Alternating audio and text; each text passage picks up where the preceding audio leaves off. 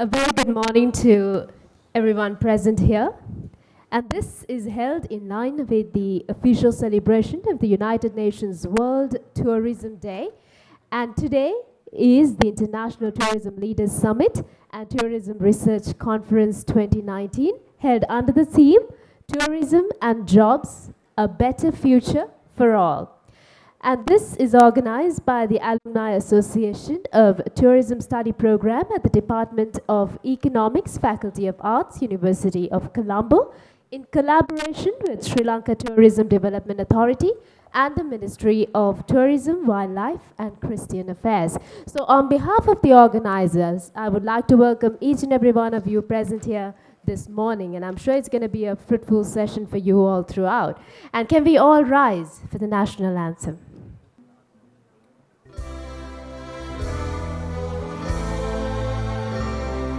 Sri Lanka Mata, Appa Sri Lanka, Namo Namo Namo Namo Mata. Sundara Sri Karini, Surani Ati Sobhamana Lanka. Ranya Ganaya Mekamal Valaturu Piri Jaya Bhumiya Ranya. Apahata Sapa Siri Sata Sadhana, Jeevanaye Mata.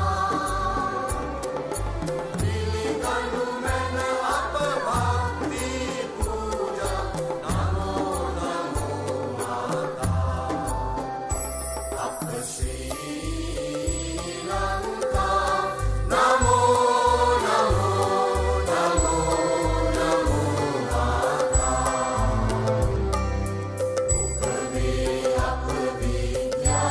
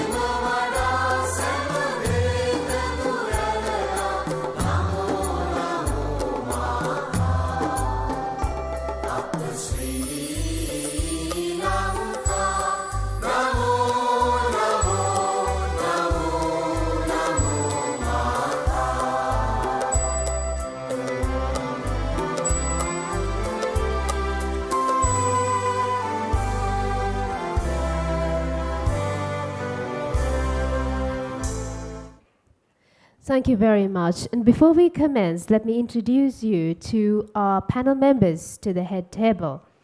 Our guest of honor, Professor Chandrika N. Vijayaratna, Vice Chancellor, University of Colombo. Chief guest, Her Excellency Hanal Singh, UN Resident Coordinator to Sri Lanka. Keynote speaker, Mr. Vladan Panteliks, Head Revenue Operations at Jumeirah Group. Major General Nimal Krishnaratne, the President, Alumni Association of Tourism, Economics and Hospitality Management. Kasuna Benayaka, the Secretary General, International Tourism Leaders Summit and Tourism Research Conference. And to make the opening remarks and to welcome each and every one of you officially, I would like to invite Professor D.A.C. Suranga Silva, the President, International Tourism Leaders Summit and Tourism Research Conference. Very good morning in this beautiful day.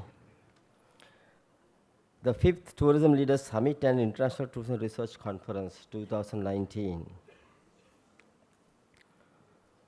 Chief guest, Her Excellency Ms. Hana Singer, UN Resident Coordinator. Guest of honor, Professor Chandrika N. Vijayaratna, the Vice Chancellor, University of Colombo. Her Excellency Chulamani Chatwan, the Ambassador of Kingdom of Thailand. Her Excellency Rita Giuliana Manella, Ambassador of Italy to Sri Lanka. Her Excellency Elena B. Teplitz, Her Excellency wishes to come here right now, the Ambassador of United States America to Sri Lanka. Her Excellency Tanya Gonchip, Ambassador of Kingdoms of Netherlands to Sri Lanka. Her Excellency His Excellency Eric Lavatri, the Ambassador of France to Sri Lanka. Her Excellency Hans-Peter Mock, the Ambassador of Switzerland to Sri Lanka. Her Excellency Simran Singh, the Country Director of ITLS.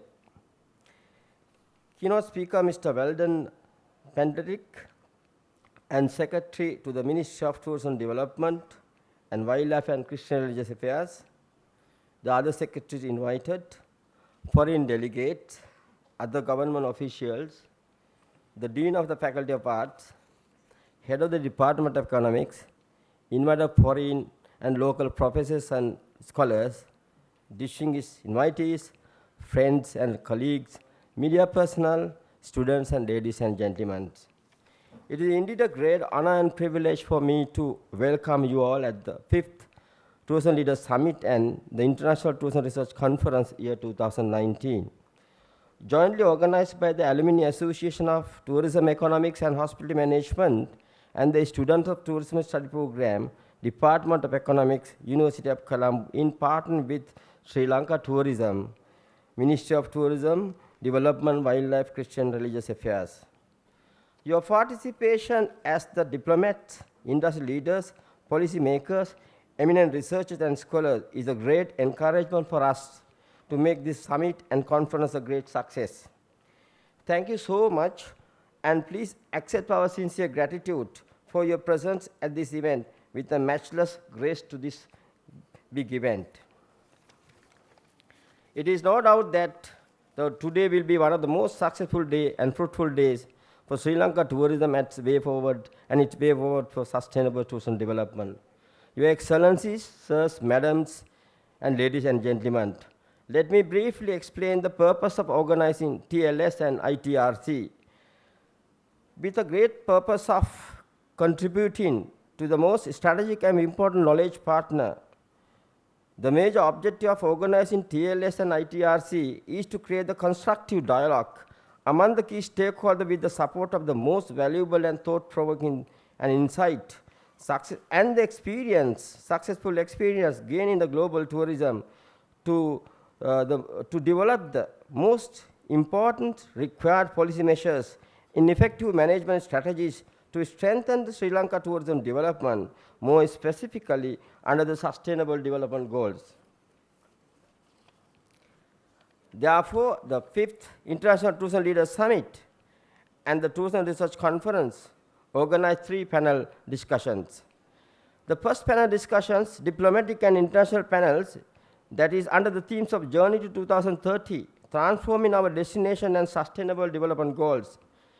Going with the global goals will be certainly create a very valuable and unique positioning for Sri Lanka tourism. If we really need to create the Sri Lanka tourism to the high-end and high-yield generating tourism, we should not forget that current global trends. When we see the current global trends, we can see richer tourists are seeking for greener product. Wealthiest tourists are seeking for healthier tourism product. Greater the fairness of tourism development, the higher the demand created by the responsible tourist. So therefore, this panel, we expect that all the excellencies here will give us a very valuable insight how we can direct Sri Lanka tourism for sustainable development under the Sustainable Development Goals. I would like to welcome Honorable Minister. Thank you, sir, for coming here and gracing this event. Therefore, this panel, we are expecting the most valuable insight which can ensure that Sri Lanka tourism is going to the right direction under the Sustainable Development Goals. The second panel, we are expecting resilient and learning, booming Sri Lanka tourism to the for global value chain. We know that resilience is a fundamental requirement for a great success in any type of tourism development, more specifically under the changing, challenging, and churning environment of tourism development all over the world. Emerging challenges are so complicated in many, in particular developing countries. So therefore, Sri Lanka, like developing countries, must analyze those challenges properly. Tourism and job, this is the theme for this year, a better future for all. So what about women employment and fair trade? So that is the area we are expecting from the CEO panel will discuss. The gap between the actual and potential tourism demand and the capacity ceiling is one of the big challenges we are facing right now. When we see the Sri Lanka tourism development, we have to find out where the gap we have to develop actual and potential tourism development. At the same time, we must see what are the challenges we are facing, especially under the rapid digitalizations and the digital colonizations. Tourism employment, job vulnerability, creating decent jobs are the challenges under the tourism and job employment opportunities. If you really want to make a better future for all, we have to think about not just number of employment, we have to see whether they have been given the fair and the decent job opportunities. Now we have another concept, tourism phobia. Now some developed countries, they don't like promote tourism. That is we call tourism phobia. Sometimes we call that over tourism. But tourism phobia, over tourism, sometimes we are over promoting, under producing. So therefore we have to see, we have to analyze all these factors very carefully under this dialogue, especially under the CEO panel. The last panel is very interesting panel. This is first time we as a university involved in this one. This is the interministerial and provincial policy steering panel. We are expecting that there will be integrated solutions for Sri Lanka tourism development. The predictable policy making and professional bureaucracy is very important in this content. So therefore, we are organizing this Tourism Leaders Summit and the International Tourism Research Conference under the situation the global tourism has become the fastest growing single industry in the world. At the same time, Sri Lanka tourism has become one of the most decisive economic contributor for the country's development. Despite such phenomenal contribution and remarkable growth of the industry, present tourism strategic plan under the Ministry of Tourism and Wildlife and Religious Affairs, it has been called as a story of untapped potential. So that is the strategy we are developing under the National Development Plan. How do we tap the potential then? The question must be answered by the nation, which has made a huge expectation on tourism contribution on their economic development. If our country is able to provide the right answer to this question, then the potential of Sri Lanka tourism will not remain as a potential as forever, the most of the potential will be used for the country's development. Anyway, proper answer to answer this question and also determine the future of sustainable tourism development in Sri Lanka is mainly rely on the responsible hand of professionals and intellectuals. Academics must engage in action-oriented research for the betterment of tourism industry, and finally, it must feed the growth of tourism development insights. Professionals should make more creative and innovative and responsible tourism product. Decision makers of the policies should be based on the evidence-based research for their action and implementation. That is very fundamental for any success of tourism development. Dialogue between the industry and expert, researchers and policy makers should be carried out. So investment in human capital is one of the most important factors for any type of global development, including Sri Lanka.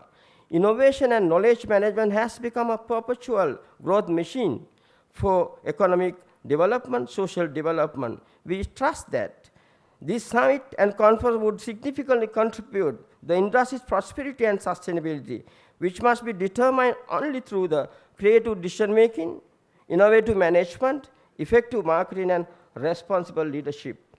This can be only achieved through the industry professional decision makers who can combine their industry expertise with their excellent analytical skills. The last but not least, synergizing all these endeavors with well-integrated development approach is a must. This is why we have highlighted in our logo knowledge, innovation, and policy and synergy. Finally, let me sincerely thankful to the Honorable Minister. You have been helping us since the year we have started this Tourism Leaders Summit, 2015. Thank you very much, sir. You will be one of the major important pillars for this development. Especially under your ministry, Sri Lanka Tourism Development Authority and other 3 sister organizations were one of the most important, effective, and most important contributor for this Tourism Leaders Summit and the Tourism Research Conference. I especially thank to Chairman of SLTDA. You have been actually helping us a lot. Thank you very much, sir, for your all contributions and all other chairmen of Sri Lanka Tourism. Finally, I wish to convey my heartfelt gratitude to the Vice Chancellor. Madam, you have given me the academic freedom with necessary guidance to organize this conference. So thank you very much, madam. We hope that our expected objective to create the knowledge and intellectual platform with the galaxy of experts to direct Sri Lanka towards a more inclusive, innovative, and exclusive product development by ensuring the fair trade and sustainable tourism development in line with the global goals will be finally make a great success in our near future. Thank you very much, Your Excellencies.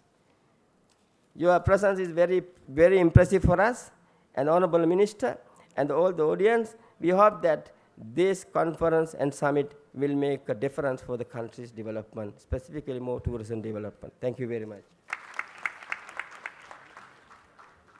Thank you very much, Professor D.A.C. Suranga Silva, the President, International Tourism Leaders Summit and Tourism Research Conference. And we also witnessed the arrival of the Honorable Minister of Tourism Development, Wildlife and Christian Religious Affairs, Minister John Amarathunga. We would like to extend our sincere welcome to the Honorable Minister as well. Thank you so much for gracing this occasion. And it's time for us to move on to an act of entertainment titled World Within World.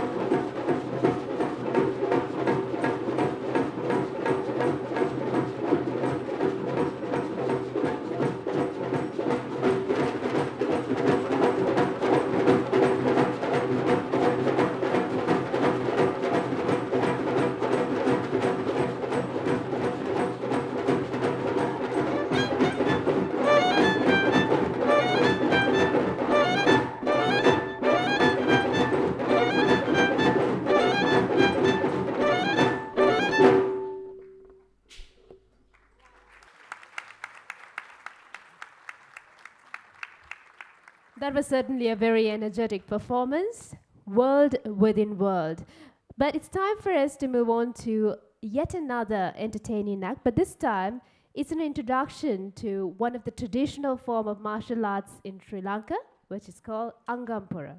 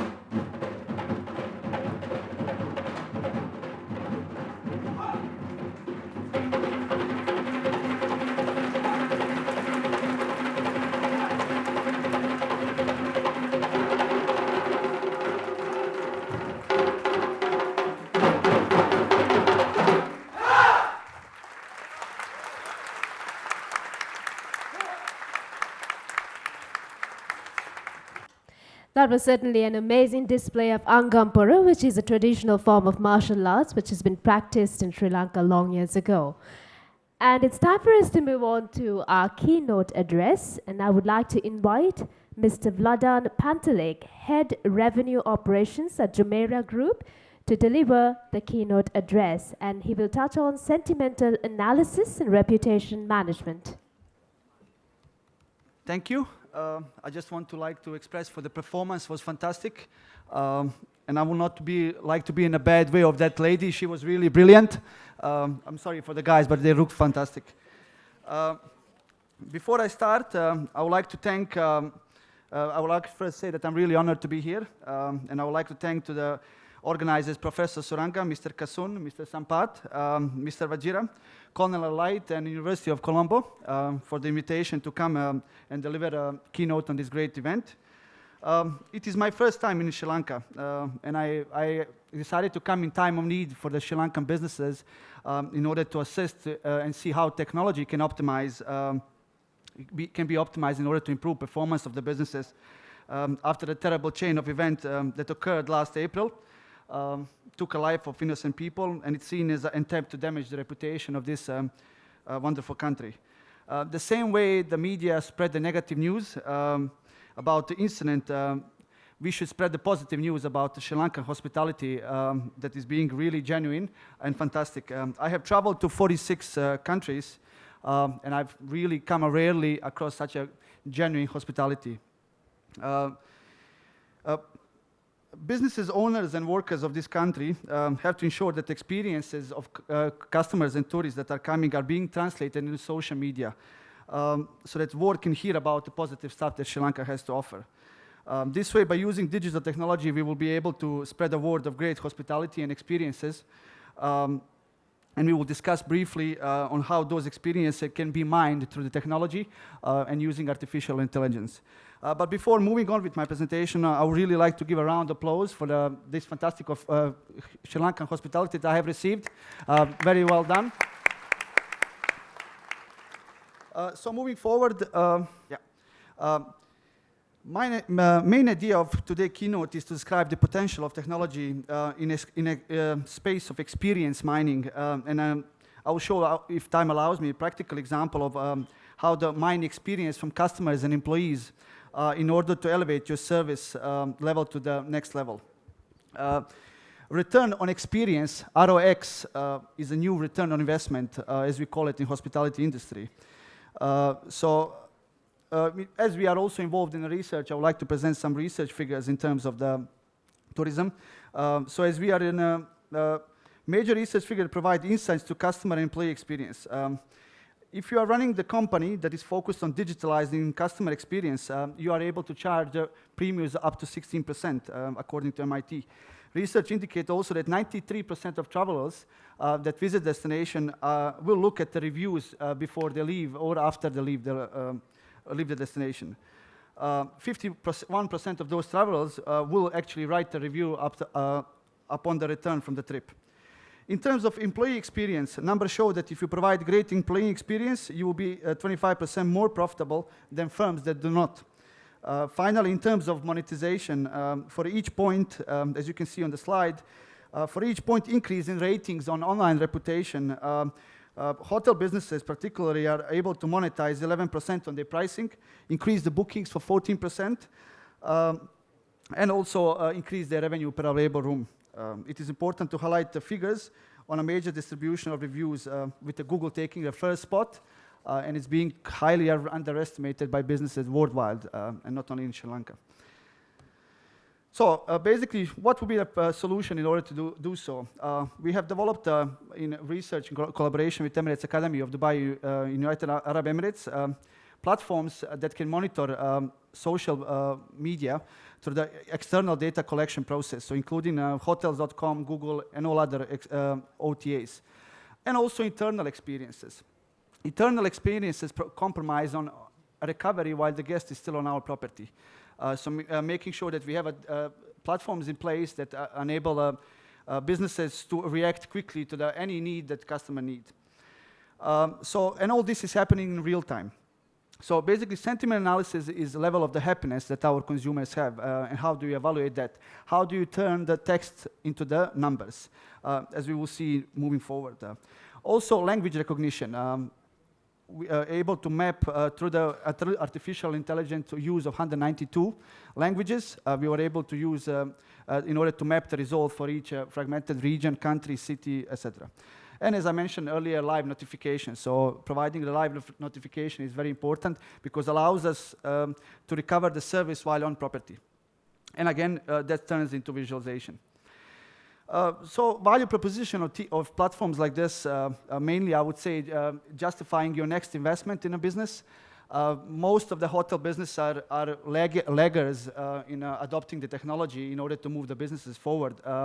So platforms as this will enable them to mine the experiences and to invest the capital money required where is necessary.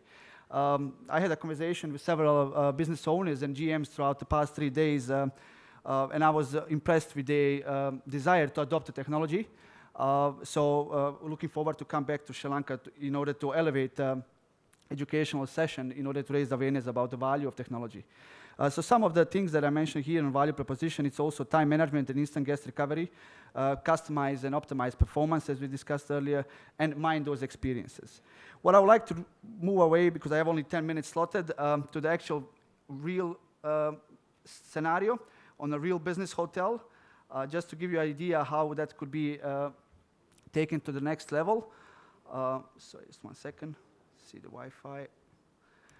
Just to show how that can be taken to the next level in terms of experience, but also how we can mine data to the specifics to see to the specific is the customer really like the tea and how the tea will impact the revenues overall on the business. So for example, here in the location segment, we can write the room number, 202 for example, an expiry date can be a checkout date of our guest from the hotel, and we can generate a URL that will map directly to the room of that we created in the mapping. So the review will go directly onto the specific room without collecting any personal data that can identify the guest. So as you're able to see on this here, this is a live dashboard of such thing. So in the corner, left corner there, you can see HSC, which is a comment score. So how we derive the comment score? By using artificial intelligence, we are able to take out textual data into the numbers in order to compare how guests feel about experiences or employees that they're spending in a hotel. So as you can see in this is a live hotel. In a customer satisfaction rating 1 to 5, it will say that it's extremely high. So it's 4.4. So the customers will rate you very high. But what they actually say, and you can see down where there's a comment score, it's not so positive. So we really mine the experiences and try to attach the numbers to it so that it can be, so focus can be on the minor things in order to elevate the hospitality of the businesses. I'm sure if you can see on the small screen here, there is a bigger screen on the behind, a little bit inconvenient for the middle section. So also we are able to filter through each platform to see how the performance of each of our online social media is performing in terms of the happiness that people talk about us, but also in terms of the scores that they do. Similarly to that, we can go into the country. As we can see, Russia is a little bit red here. So the consumers from the Russian market have complained, so you can filter and see the scores of those consumers. So really interactive things and easy to use that anybody can adopt. Technology shouldn't be the scary thing, and that's what we're trying to emphasize through our seminars through Sri Lanka in order to adopt this as required from the businesses. And furthermore, I would like to show you here also to see how we actually mine the experiences by each specific lexicon, which is a word that can be attached. Apologies for this, Wi-Fi is a little bit weak. Yeah. As you can see here, on the right side, there are every specific lexicon with meaning word, which is, for example, here, hotel, location, room, staff. And it can be also as a country, city, Colombo, Sri Lanka. So we are basically able to extract each segmented word and describe the experience in terms of the numbers. So as you can see, hotel was mentioned 158 times, and these are the hotel scores over here. So by doing this, we can not only help the businesses, but we can also help on this destination level. Because imagine if you were able to monitor each of city performances and how guests feel, do they feel satisfied staying in a hotels in that city or not? Or also leaving such QR codes on the airports where customers can leave the experiences of Sri Lanka and express how they feel, so that we really generally can improve on the experiences the next time. As I mentioned earlier, these type of things have to be pushed to the social media back. The same way the negative news is spread, we have to push the positive news about fantastic hospitality that is offered here. So basically, that will conclude my presentation. I just would like to show you the live how it looks live. And I will be continuing having seminars around in order to present these to businesses. And hopefully, with the technology, we can move the hospitality and tourism in Sri Lanka even on the next level. Thank you.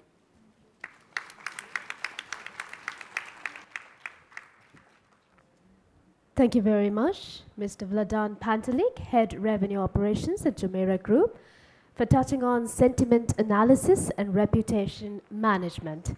And I would like to invite our guest of honor, Professor Chandrika N. Vijayaratne, the Vice Chancellor, University of Colombo, to address the gathering. Madam Chief Guest, Honorable Minister, Your Excellencies, distinguished officials from the United Nations organizations, distinguished officials from the Ministry of Tourism Development, leads in tourism and hospitality industry and the academia from Sri Lanka and overseas, guest speakers from Sri Lanka and the partnering nations, respected President and members of the Alumni Association of Tourism Economics and Hospitality Management of the Department of Economics, University of Colombo, conference chairs and members of the Executive Committee, IBO1. I bring you greetings from the University of Colombo and convey our very best wishes for a very rewarding UN World Tourism Day. I'm very honored to be invited to address this august audience on a subject area that is quite distant in day-to-day practice to a simple medic like me, but nevertheless very close to my heart. I state the latter first as a citizen of this country, and secondly as the incumbent academic and administrative lead of the pioneering seat of higher education in Sri Lanka. And I congratulate the Department of Economics of our very own Faculty of Arts on two counts. First, for your very astute commitment to provide a sound educational foundation to the professional fields of tourism and hospitality. Your quest did not culminate in developing mere study programs. You have paved the way to partner with major international and regional stakeholders to organize this fifth successive meeting of researchers and leaders in the fields of tourism and hospitality. And this adds valued evidence-based scholarship to these fields. And I thank the Honorable Minister for supporting this for 5 successive occasions. This portrays your visionary planning and networking globally and regionally with a purpose to give life and a lift to a major player in our country's economic development and sustenance. Your chosen theme of tourism and jobs, a better future for all, complements the core focus of our population needs, which also encourages promoting the tourism sector as a key pillar of our national economy. And I'm sure that all the local participants will advance their knowledge base, contribute to the national policies and strategies to promote the tourism industry in our country, and network effectively with the multiple stakeholders to be a key player in Southeast Asian tourism. We all accept the fact that travel and tourism is one of the fastest growing industries, a major foreign exchange and employment generator, with phenomenal economic and social impact. And indeed, Sri Lanka boomed, but sadly witnessed the most horrific disaster where hundreds of trusting tourists suffered immeasurably. And our prayers and remembrances for those lost and maimed and their families will never fade. Our salutations are to the multitude of subsequent foreign visitors for having given us as a nation the strength to carry on and help the industry recover. So defined as this short-term movement of people across boundaries and residents, in the 21st century, the field of tourism cannot be viewed solely for leisure and pleasure, nor being international alone. Domestic tourism must not be underscored and needs to be considered as an important money spinner and job generator. I would also like to address the fact that we need to view in parallel the standard determinants of socioeconomic influences, environment, climate, flora, fauna, commercial, cultural, religious inputs, and this while the global quest for social economy and autonomy and justice is a prerequisite as much as health and well-being. So permit me to draw your attention to a relatively newer concept of tourism, which is medical tourism, since I'm a medic. And under this category, people over decades have traveled to far-off countries for medical treatment or visited places seeking curative or preventive options, which have ranged from those sources related to Mother Nature, such as hot springs, spas, to spiritual places to provide yoga and meditation, not forgetting the indigenous medicines and complementary medicines, which are categorized as therapies and rituals. So more recently, medical tourism has become a recognized norm due to today's scientific and high-tech treatment options, and such paradigm shifts has inherent implications on the tourism industry. And I believe this also involves traveling across international boundaries, as well as the intention of accessing medical care with out-of-pocket expenditure. And this practice has implications for preferential access to medical care for a portion of our world's citizens. So as expected, such a discrepancy leads to heated debates, and in a country like Sri Lanka, which has traditionally provided free emergency health services even to our visitors without ever checking on health insurance. And the patterns of medical tourism reported from the different geographic and socio-political regions varies. For example, in Canada, they have experienced a breach of their domestic regulations, which has caused a huge jurisdictional tension. And we should note that medical tourists often seek elective surgery, dental treatment, reproductive treatment, from fertility to gender transition, organ transplantation, medical checkups, and which is very different to unplanned emergencies that occur while visiting abroad. And therefore, this branch of tourism needs to be viewed with the complex intermingled ethical, social, economic, and political issues. And I would look to this forum to also encourage data gathering in this field and enter into a dialogue as appropriate. So I will not take your time any further, but to wish you all the very best and wonderful deliberations, and I thank you for making the University of Colombo very much a part of this important meeting. All the very best and healthy and happy deliberations.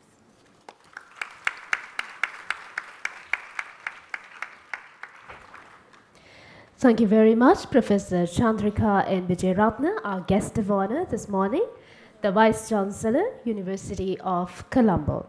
And I would now like to invite our chief guest, Her Excellency Hannah Singer, UN Resident Coordinator to Sri Lanka, to touch on the topic, Journey to 2030, National Planning and Business Practices, Design, Going Beyond Development Cooperation. Thank you. Honorable Minister, John Amaratunga, Vice Chancellor of University of Colombo, Professor Silva, President of the International Tourism Leaders Summit, members of the diplomatic community, honorable ladies and gentlemen, Aibuan, and what a wonderful way to start the day. I think I still have heart palpitation from the energy, the passion, and the incredible performance we saw today, both by the music, but also by the sports. Fabulous. I mean, I still have goosebumps just watching it. And I just promise I'll never upset a Sri Lankan. I mean, I will, after seeing the Angampara, wow. All right. So, ladies and gentlemen, last year when I was told that I will be posted to Sri Lanka, I was overjoyed because I still retain wonderful memories of the country from my youth when I traveled here with my mother, and my lifelong love for nature and wildlife started in Sri Lanka, a place we in Egypt used to call Serendip, with lots of magical imagination about this beautiful country. And today, I'm privileged to travel and to see so many parts of the country. I'm captivated and continue to be captivated by the natural beauty, by the diversity of the landscape, by the rich biodiversity, and of course, the fantastic, fantastic warmth of the Sri Lankans.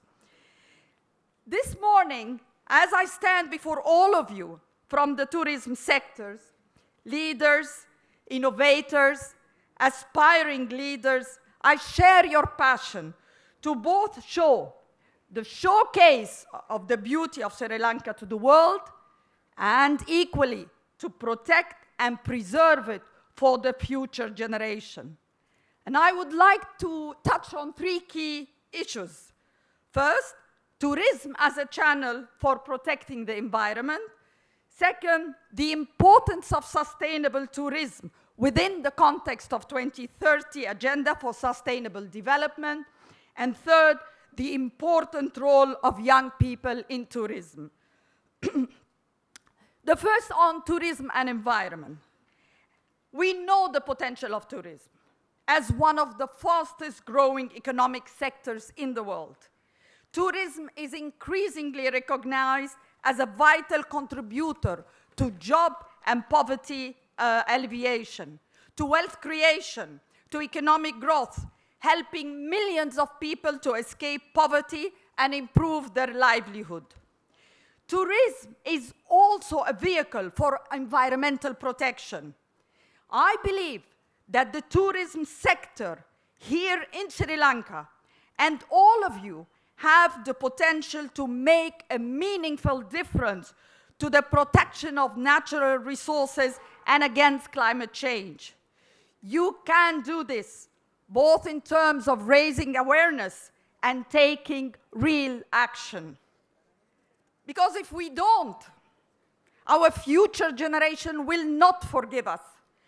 Many of you would have seen the powerful speech by Greta Thunberg, the 16-year-old climate change activist, as she challenged and shamed all of us to wake up and start taking concrete action to fight climate change and save this planet for the future generation. We need to meet our present needs. We need to do that, but without compromising the ability of the future generation to meet their needs. This is the essence of sustainable development. The tourism industry, by its nature, is highly sensitive and susceptible to disturbing conditions such as disasters, terrorism. Ensuring efficient operation of the tourism industry under rising incidence of climate hazards need carefully planned adaptation measures. Improving nature-based tourism and recreational activities would encourage the local community to protect their environment as they provide livelihood for many people. Stakeholders in the tourism sector in Sri Lanka could be encouraged more strongly to take into consideration environmental friendly ways to preserve ecosystem and share responsibility with other national and local agencies in managing ecosystems. The second point I would like to touch on is around sustainable tourism and the SDGs. Globally, the demand for sustainable tourism is on the rise. The growing trend among consumers for ethical and sustainable products experiences indicates a continued ascent, which means we can no longer consider sustainable tourism offerings as a choice. Similar to the stance taken by the Sri Lankan apparel industry in the offering of garments without guilt, the tourism sector as a whole needs to focus marketing Sri Lanka as not only a desirable destination because of its natural beauty, culture, and heritage, but also differentiating it as a sustainable destination in one of the most competitive global sectors. I believe that the harnessing of tourism positive contribution to sustainable development and the mitigating sector adverse effects call for a strong partnership and decisive action by all the tourism stakeholders. Therefore, conferences like this, like the one you're hosting today, are very important because they bring stakeholders together, giving you all time to reflect, to share ideas, and build partnership. My third point is around the potential role of young people in tourism. And as I look around the room, I'm so excited to see so many young people, all of us, huh? But I mean, there are younger and youngest and, you know, but all of us, who will take the tourism sector forward. Young people are the present, but they're also the future. Developing plans and policies without them is a futile exercise. They need to be the front and the center for the discussions. They are the ones, whether we like it or not, with the fresh ideas and the most at stake in terms of sustainability of the planet and the tourism sector. Young people are important in two ways. First, here in Sri Lanka, you have access to 4.4 million young people. These young people need to be provided with gainful employment, and their contributions to the sector will be immense. There is a need to provide them with the skills, training, opportunities to thrive within a dynamic and fast-growing industry. Second, across the world, young people who are the most thirsty to travel. They are seeking new experiences and looking to broaden their horizons.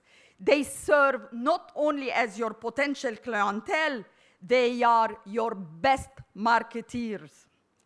The social generation is seeking the perfect sunset, the most picturesque view, which illustrates their ever-present wanderlust. Sri Lanka had done well on this front, having been named one of the most Instagrammable locations in the world. Did you know that? The potential of young people as leaders and drivers for the tourism sector and the potential customers need to be taken very strongly into account in order for sustainable tourism in Sri Lanka to thrive. The recent report by the WTO illustrates the importance of potential sustainable tourism as an effective means of achieving the Sustainable Development Goals.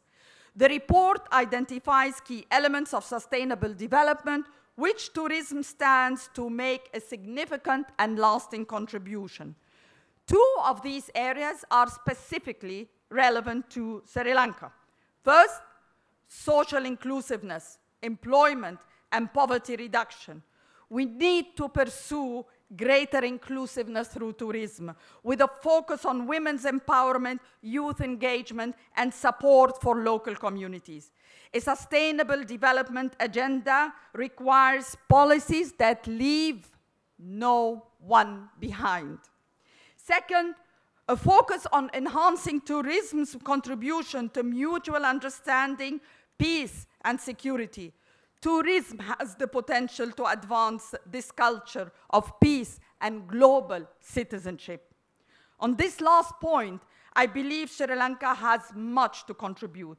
As a multicultural, multi-ethnic, multilingual country, you showcase the diversity of our world today. In a world which is becoming increasingly insular with policies that seek to build walls and divide communities, I believe tourism has the power to foster peace and intercultural understanding. With over 1.2 billion people now crossing international borders every year, tourism represents a golden opportunity to break down the barriers of ignorance and prejudice. Let us all come together to build a strong partnerships to help create a world of mutual understanding through tourism, while at the same time building strong partnership and ensure the protection of our environment. This is our hope to ensure growth and development that is inclusive and sustainable. I believe all of you here in this room have the potential and are the right vehicles to drive forward this agenda. And I invite you all to partner with the United Nations family in Sri Lanka as you move forward towards a sustainable tourism sector in Sri Lanka.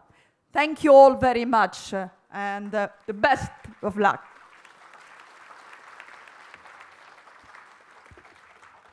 Thank you very much, Your Excellency Hannah Singer, UN Resident Coordinator to Sri Lanka. And now I would like to invite Mr. Kasun Abenayaka, Secretary General, International Tourism Leaders Summit and the Tourism Research Conference, to present a few lifetime awards and special awards. Honorable Minister, Excellencies, Vice Chancellor, ladies and gentlemen, as a custom of Tourism Leaders Summit, we have been awarding a lifetime award for national contribution and professional excellence for Sri Lanka tourism development and promotion from 2015 onwards. We have few milestones before we go into the awards. 2015, we started the Tourism Leaders Summit with the blessings of Honorable Minister. Then we started International Research Conference in 2016 with partnering with 20 universities. 2017, it was the pinnacle of the Tourism Leaders Summit. We celebrated the International Year of Tourism. The third Tourism Leaders Summit was inaugurated by His Excellency the President. Also in 2018, we expanded into forums such as corporate forums, research forum, women's forum, community forum, international, and also we started International Buddhist Tourism Summit. Here in 2019, from today onwards till 2030, we are heading to a journey which is SDGs. So we will move on to the awards. In year 2015, the Lifetime Award was given to Chef Pablis Silva.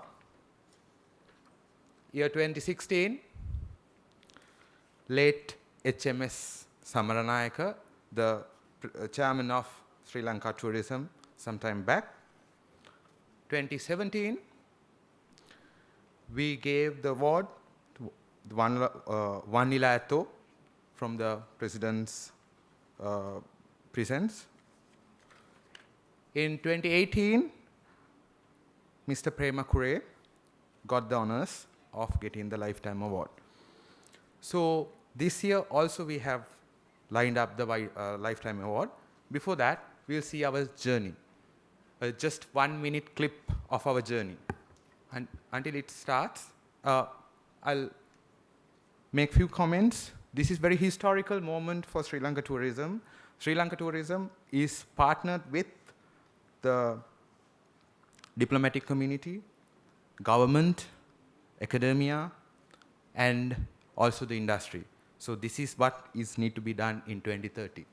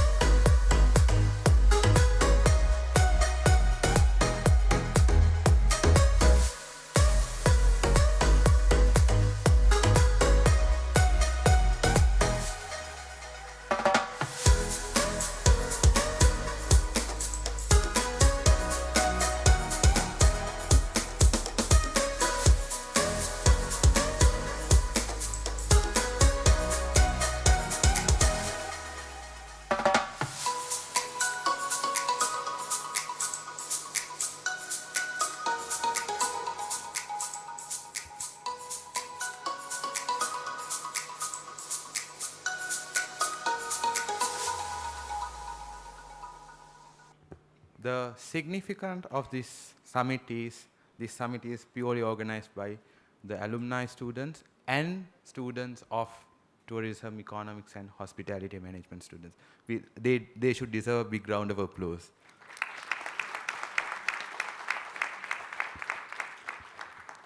To do the honors, I would like to invite our President of Alumni Association, Major General Nimal Krishnaratna, and he will be escorted by Chintana, the Director Administration of Tourism Leaders Summit.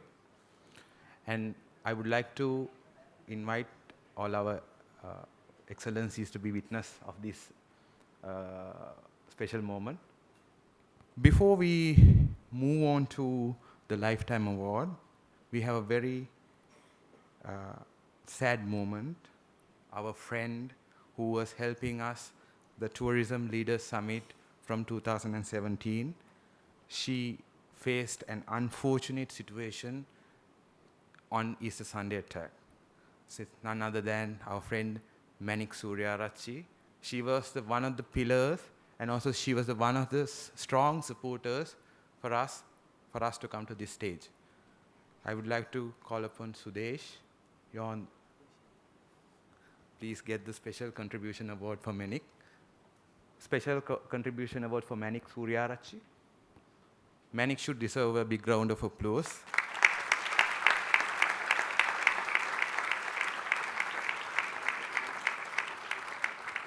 She was not on forefront all the time. She was behind the scene, and she was helping the industry a lot. We really miss Manik. Also Alexandria. Now we will move on to the Lifetime Award for 2019. This time it's very significant. This is not going to be political. This is purely based on professional contribution that is being conducted. Can we see the clip?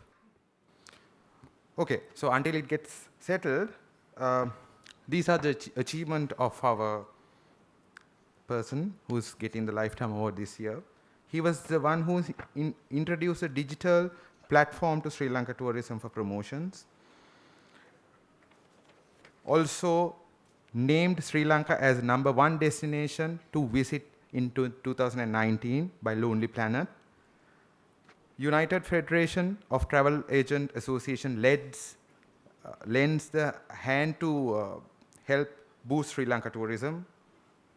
And in fact, he completed his 40 years of politics. Also, he promotes new concepts like sports tourism, woo tourism, and etc., etc. Guide book for Chinese nationals to boost tourism arrivals in Sri Lanka. Also, he arranged a special VAT counter refund to all tourists at BIA. Get the cabinet approval for global tourism development projects. Also, relaunched Sri Lanka Tourism Awards and star rating of the country. The security, the launching first tourist-friendly three-wheeler services, and the list is huge, right? So we would like to invite again our president and also the Director Administration to do the honors. Is the clip ready? Okay, and without taking much of the time, I will introduce the award recipient. It's none other than Honorable John A. E. Amaratunga, the Minister of Tourism Development, Wildlife, Christian Religious Affairs and Affairs Minister. Honorable Minister, this award is for you, the Lifetime Award.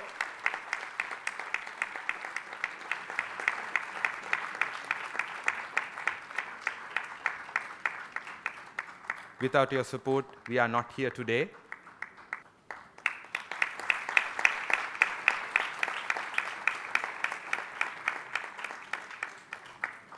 The bit of his profile is on the screen.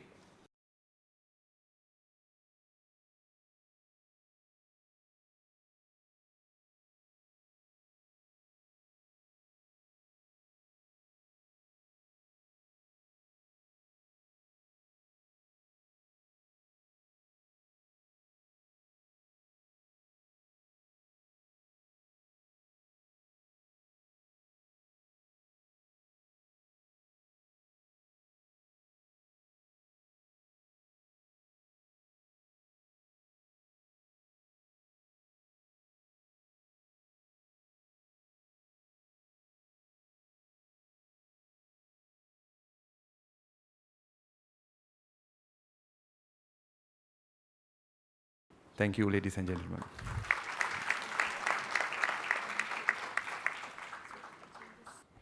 Thank you very much, Mr. Kasunabe Nayaka, Secretary General, International Tourism Leaders Summit and Tourism Research Conference.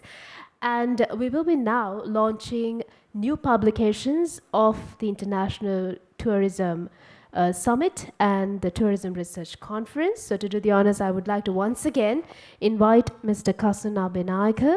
And this is the success story of 2015-2018 of International Tourism Leaders Summit and Tourism Research Conference.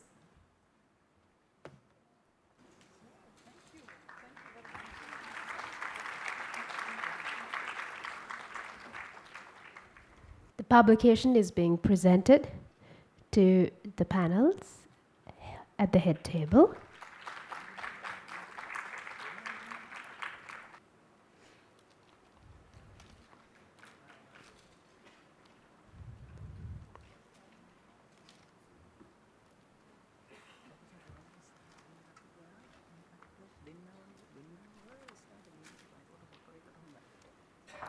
Can we also have Professor Suranga Silva, the conference chair, to please come forward?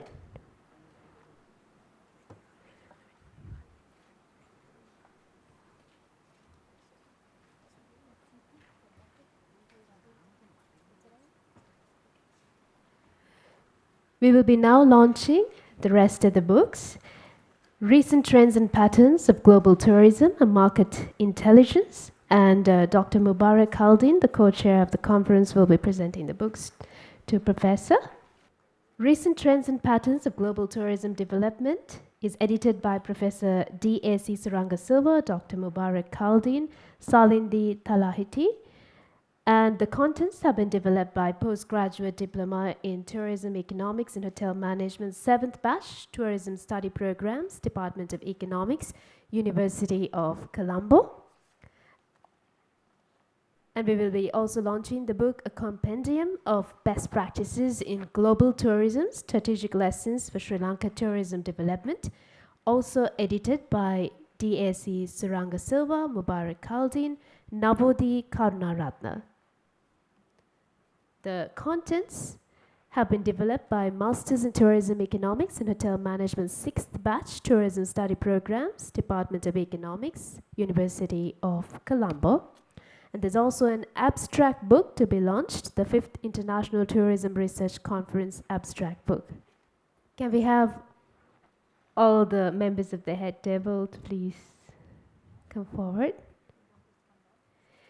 While it's being presented, I would also like to make a few other announcements. There are only a few printed hard copies of this book, but you probably received this card. So the QR code is on the card. You can scan it and read the ebook.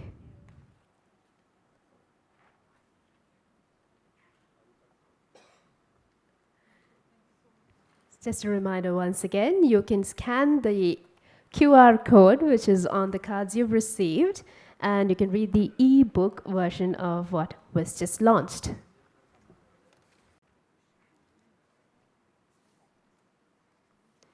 Thank you very much to our dignitaries. Thank you so much. It's time for us to move on to our first panel discussion on diplomatic and international panel, Journey to 2030, Transforming Our Destination and Sustainable Development Goals. This panel would be chaired by Dr. Kumdu Gunasekara, Managing Director, STAX, Sri Lanka and Singapore.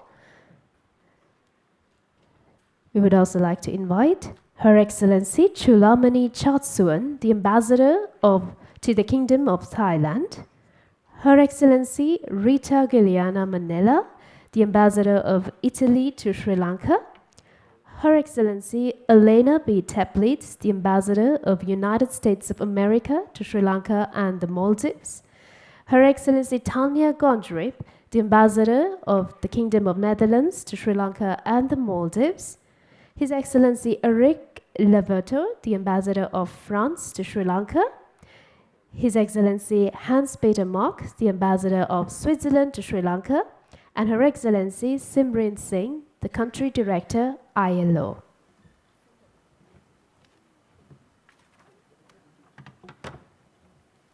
All right, thank you, Kasun and team for organizing this and inviting this amazing panel to talk about tourism and sustainability, the confluence between the two. So I've been given the honor of moderating an excellent panel of ambassadors. I'm sure you guys are not going to be shy to talk about stuff, about your country's lessons learned. Tourism, as we know, as our UN Representative Executive Director, Her Excellency Hannah Singer rightly said, it's really one of the driving forces of world economics. 1.2 billion travelers, which accounts for 10% of global GDP. That's amazing. 1 in 10 jobs accounts for tourism. And 7% of all global exports come from tourism. So in that context, to really have sustainability embedded in tourism is something new. I think our industry, at least in Sri Lanka, is grappling with how to get sustainability incorporated within the tourism sector. So with that, we know that there are 17 sustainable development goals that have been established. And in this discussion, I'd like to focus on really 4 of those SDGs. One is gender equality and empowering all women. That's SDG number 5. SDG number 8, promoting inclusive and sustainable growth with full and productive employment. SDG 12, ensuring sustainable consumption and production. And SDG 14, conserving sustainable use of ocean, seas, and marine resources. So with that kind of broad overview, I'd like to start the panel discussion with Ambassador Mock. Really, one of the key elements of SDGs is to ensure local communities see the fruits of the enterprises. And what's happening in Sri Lanka is that the local economy is sometimes not developed. With some of the revenue that comes in goes directly out of the country. It sometimes never comes into the country. So is that something that, Ambassador Mock, that you have kind of faced in your country? And is there a kind of a solution for our country to kind of get some of that revenue back and develop the local economy? Thank you very much. How many hours do I have to answer to that one? Not a lot. Not a lot, okay. I was suspecting that. Diplomats are often described as specialists in superficial knowledge about a lot of topics, but listening to your question, I realized how superficial my knowledge might be. But I will try to give you a couple of remarks based on the Swiss way of trying to deal with this issue. Let me just start by saying that I'm always struck about the similarities between Switzerland and Sri Lanka on many topics, although we are so far away. But so maybe our experience can serve as a source of inspiration. Coming to your question, I would say that one suggestion that I may make based on the Swiss experience is that it would be maybe an idea to create a mechanism which would attract, especially for small hotels and boutique villas, the will to reinvest in their own development and provide them with buffers in times of crisis. And I think Sri Lanka has just experienced a very sad time of crisis where it was important for the government, and I think the honorable ministers and the cabinet have taken swift and important measures to help the sector at a very serious, crucial time of crisis. In Switzerland, we have such a mechanism that is called the Swiss Society for Hotel Credit, SGH. It is a cooperative which is financed by public means, and it's aimed at helping hotels and other hospitality businesses to find investments thanks to the collaboration of banks and of the central states. And it also helps these hotels and small businesses to elaborate business plans and found their infrastructure development. You might know the tourism industry in Switzerland is not absolutely new. It dates from the 19th century, has developed very well. We have, I think, we have an hospitality industry which is known worldwide for its quality. We also have excellent centers of formation for this sector, like the hotel schools in Lausanne, and we have one of the top hotel brands.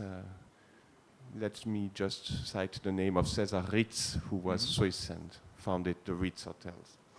But we also have an industry who is not the youngest anymore. So our industry is faced with renovation, keeping up with the development of the industry, wellness tourism, and of course, ecotourism and sustainability. And I think this is, at least the last mentioned, are important for Sri Lanka too. So this society for hotel credit in Switzerland operates in some sectors, like granting loans subordinated to private capital providers, loans for accommodation establishment in tourist areas, for the refurbishment, acquisition of marketable accommodation establishment, new constructions and replacement, etc. But these are loans, so the businesses are expected first to reimburse it at favorable conditions, but it's not a donation, it's not a grant. And it is also expected that this money is invested in Switzerland to preserve, develop the industry, and also that this money stays in Switzerland. Ambassador Mock, is there some advice that you can give to our hoteliers and our government in terms of how do you keep the money? Now, in Switzerland's case, the money is invested back into the local communities. Is there something that you guys did?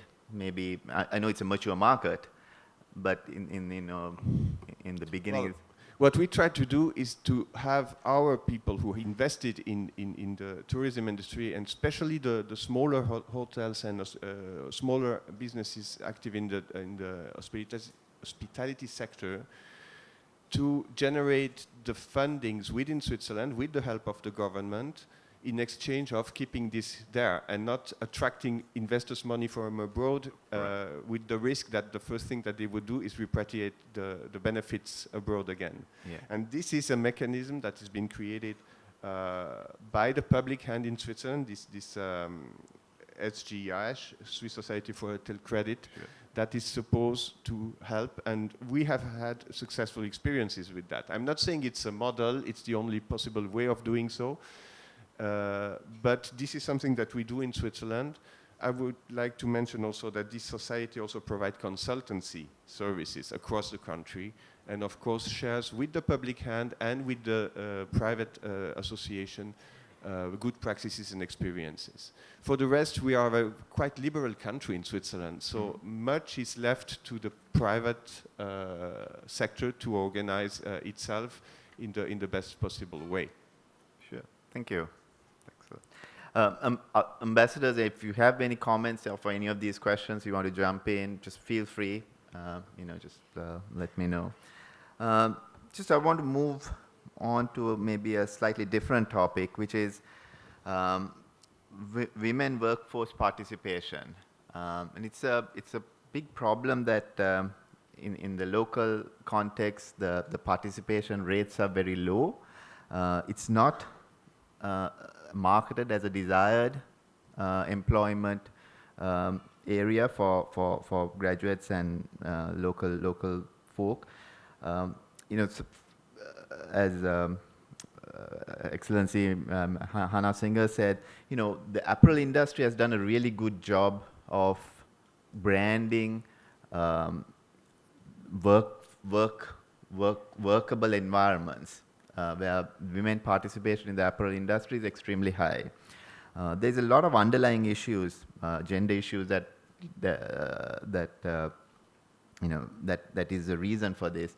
I'd like to pose a question on how, you know, because USAID has been funding a lot into this area. I would like to kind of tap Ambassador Teplitz on you know, what can we do to improve women workforce participation and also general work environment for women to enter this industry. Kuda, thanks for the chance to address this very important topic. And I think, as you've noted, female workforce participation in Sri Lanka is low in general. So then there are challenges across sectors that are not perceived to be desirable sort of vocations going forward. I think that's probably one of the key challenges, unrelated to anything else, is just making the hospitality sector something attractive to young people and the parents of those young people, advertising that there's the potential for a meaningful career, that there are real skills required, and that there can be a secure and stable future through the tourism industry and hospitality industry. I might add more specifically about women, looking at some of the challenges that are there, there, of course, are issues around flexible work schedules. Some of that gets into the labor laws that across, again, sectors, not unique to hospitality or tourism. But I think that's a particular issue for working families, maybe more so for women, but it's also an issue for men. And as people become more mature and their families develop, they have children in their families, having the flexibility and having employers who recognize this but can manage flexible schedules in a way that doesn't penalize employees, I think is very important. So having progressive and a progressive employer outlook is necessary, I think, to attract that diverse workforce that can help really boost tourism here. And in that sense, the apparel manufacturers have, I think, produced a model for how to engage, especially with, you know, modestly paid workforce at the end of the day, but still making it work from a business perspective. I want to toss another issue on the table, and that is the challenge of unconscious bias. We've talked about this in a number of other business settings, and it's something that is of great concern right now in the United States and many other countries. And this is the idea that we carry with us false assumptions, essentially, about people with whom we might work, whether they are women, whether they are men, or whatever dimension of diversity you are looking at, that we have false assumptions about the capability and interests of those people. And I'd say women particularly end up being a victim of this.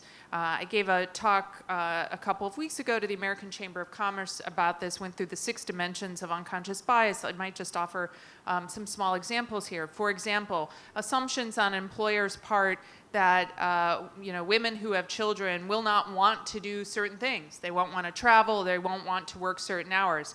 They never ask the employee what they might really want. They just assume that that is not desirable. And that is an unconscious bias. So I think those are issues that impact women and that employers really have to think about. Do not assume what your workforce wants. Ask them what they want. And don't assume that women and men might have different answers about some of their needs, whether they're family needs or flexibility in hours, what they're going to need in terms of employment.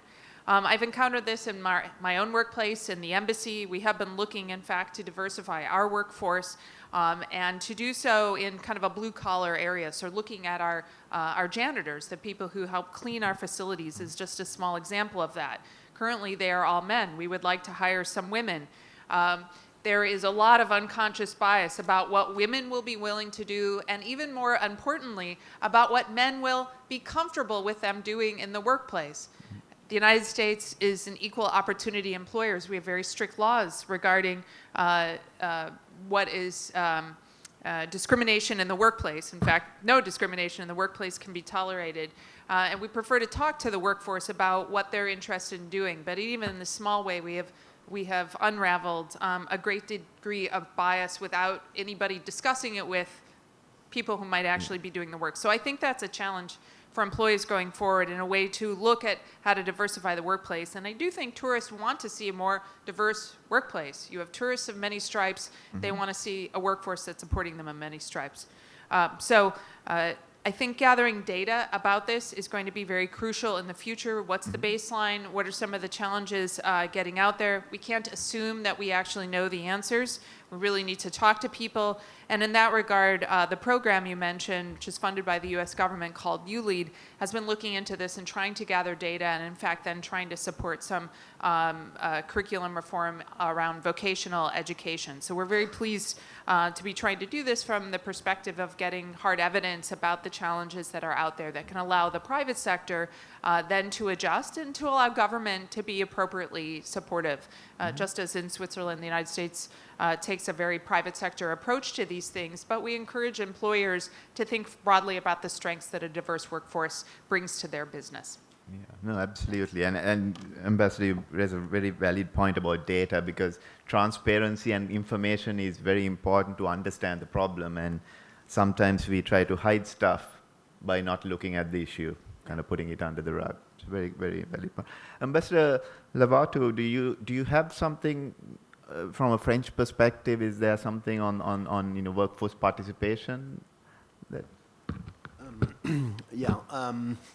Must say it's difficult to speak after my colleagues, especially Anna and Helena. So I mean, it shows the strength of the woman. Of course, France is, as you know, you well know, the first destination for tourism in the world, with nearly 90 million people in 2018, and we are targeting 100 million in 2020. So to achieve this goal, well, everybody must be on board. Of course, the participation of women is not let's say, a question, of course, because the problem when we talk about that, of course, there is some points important. My colleagues rightly said you have to have an equal opportunities for employment. That's right. But you have to think first that the social and cultural condition of employment must be there. And that's the main problem. To have more women in, for example, the tourist sector, you have to think how to breach the barriers in families, in the society in general, to have this participation of women. And that is something else. Of course, you have, I mean, you must have a condition for the woman to work. And even in Europe, the situation is somehow different between two very close countries like Germany and France, because, you know, crèche, kindergarten are less developed in one for some historical reasons. But in a country like Sri Lanka, I think the first step is to work in family and on education. Mm-hmm. And that's the basic things, it's education. And after that, of course, you have the training, you have the possibility for a woman to work and to work in any field. But what is important, it's at the beginning to have this possibility to have an equal employment. Right, no, absolutely, education, and that's a good point. Perhaps I can bring in Excellency Singh from the ILO. You know, education and workforce participation is something that you guys probably are working globally on this. Is there something that we can share with us from an ILO perspective? Yeah, I mean, it starts there, right? It must start there. And I think just to add a little bit, certainly there's a gap in terms of the kind of education systems and how the youth and including young women are being prepared for entering the world of work.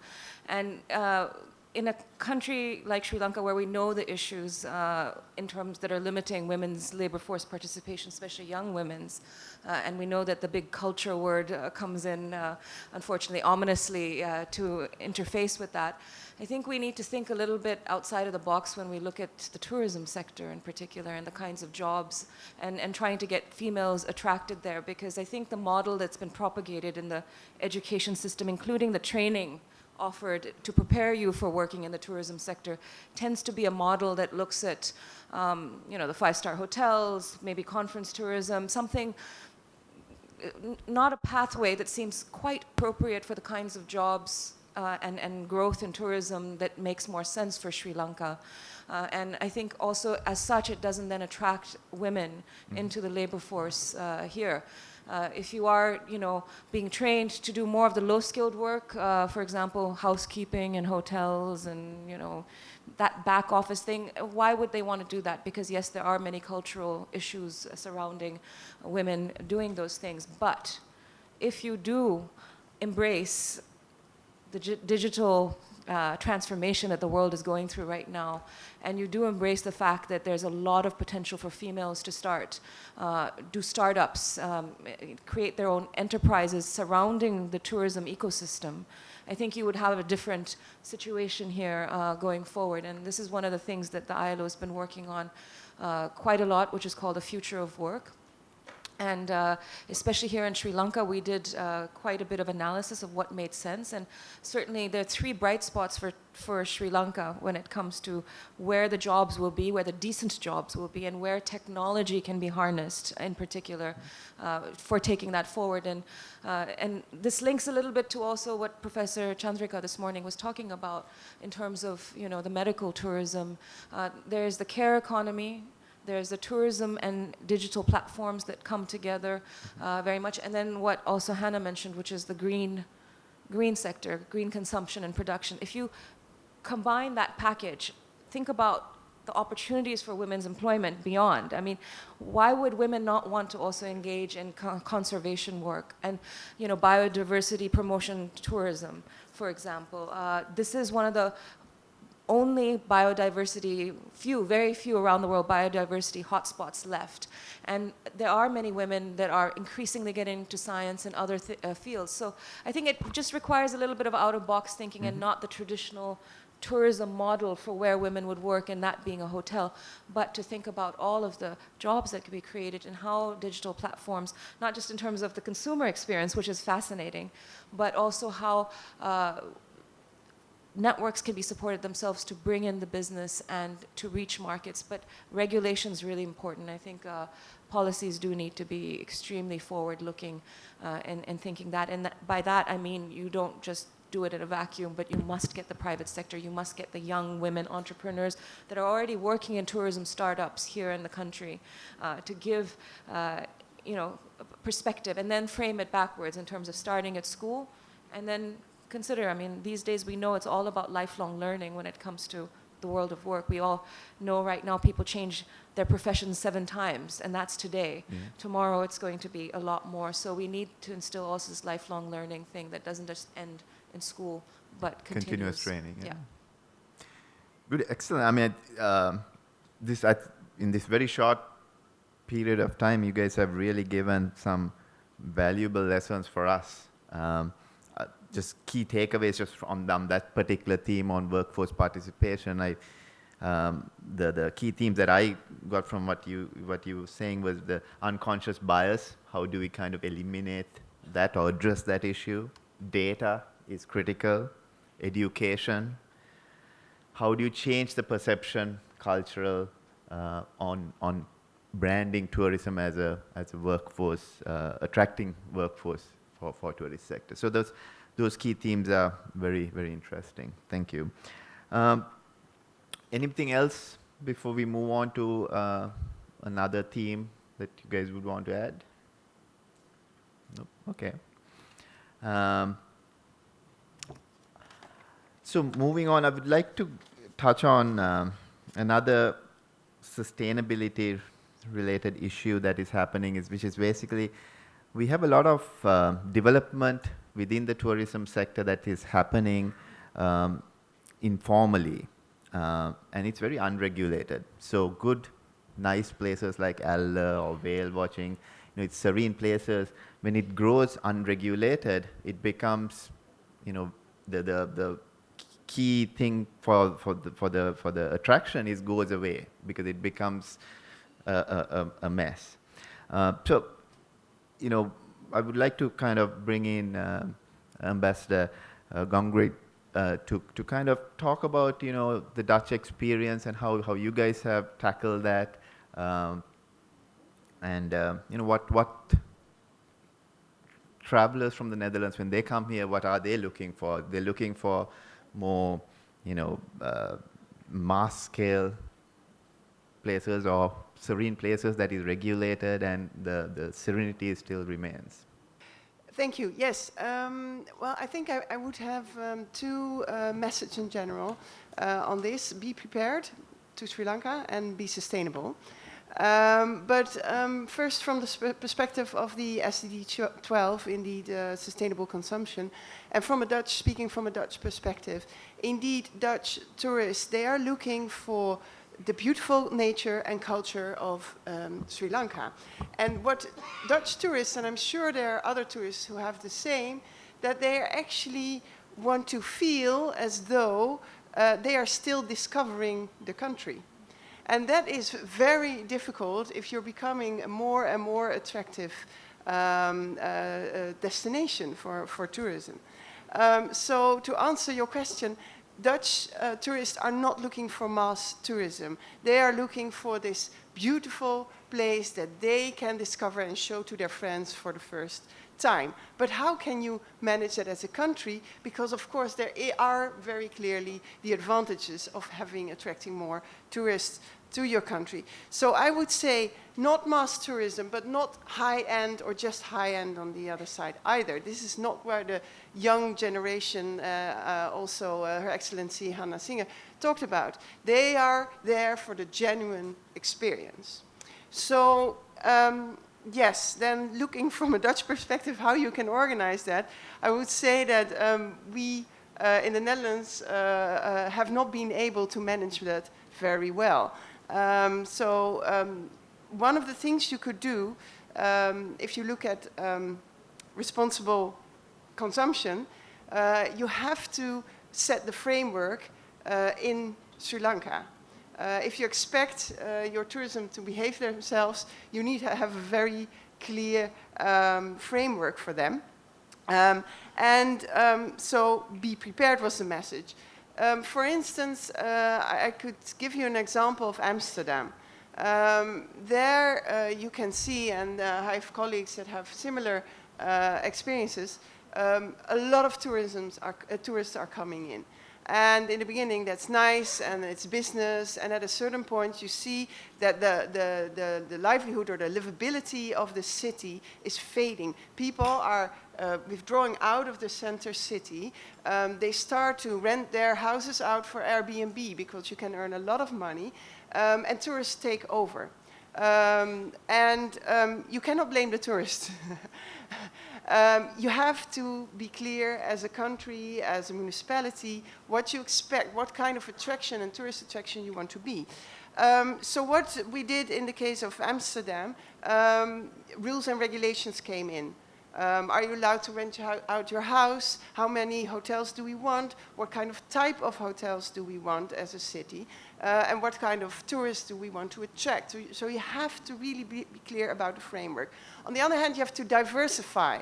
So everybody wants to be in the center of Amsterdam, but not everybody can be in the center of Amsterdam. And about 30K from Amsterdam, we have a very nice beach. And it used to be called Zandvoort, and it's still called Zandvoort. But we also call it Amsterdam Beach. It's not because we want to deceive the tourists, but we want to make clear that there's more than just the little center of Amsterdam. We also have a castle, it's called Muiderslot. It's also a few kilometers outside of the city. And now we tend to call it Amsterdam Castle, just to say, okay, we have the center, but around the center of Amsterdam, we have all these beautiful attractions. And I think looking at Sri Lanka, you could learn from that and see, okay, there's some attractions here that gain a lot of attention, which is good, but there's much more to see. So try to diversify also the attention of the tourists. Maybe a short remark on SDG 4, which we haven't talked about. Yeah. But from a Dutch perspective, we of course have a lot of shared heritage in Sri Lanka. And that attracts a lot of Dutch tourists as well. And from the SDG 4 quality of education perspective, I would like to say that, and also for the livability of the attractions, if you, for instance, look at the forts, it's very important when the Sri Lankan government, also with the help of, for instance, Dutch experts, renovates these forts, that it's not done for the tourists.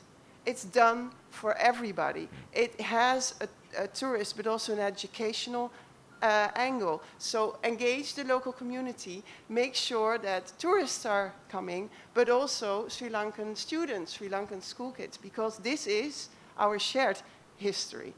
And then last but not least, because it was very well mentioned by Her Excellency Hannah Singer, be sustainable. And that is something I really, really feel passionate about. I do believe, I'm really convinced that Sri Lanka has a huge opportunity to become the sustainable choice in the region. And if Sri Lanka manages and will be prepared to structurally organize itself around the SDGs, in, of course, the tourism sector, but also in manufacturing and production and other areas, I think you can really attract a certain kind of tourism that will help your country as well. It will make Sri Lanka actually the preferred choice for the next generation.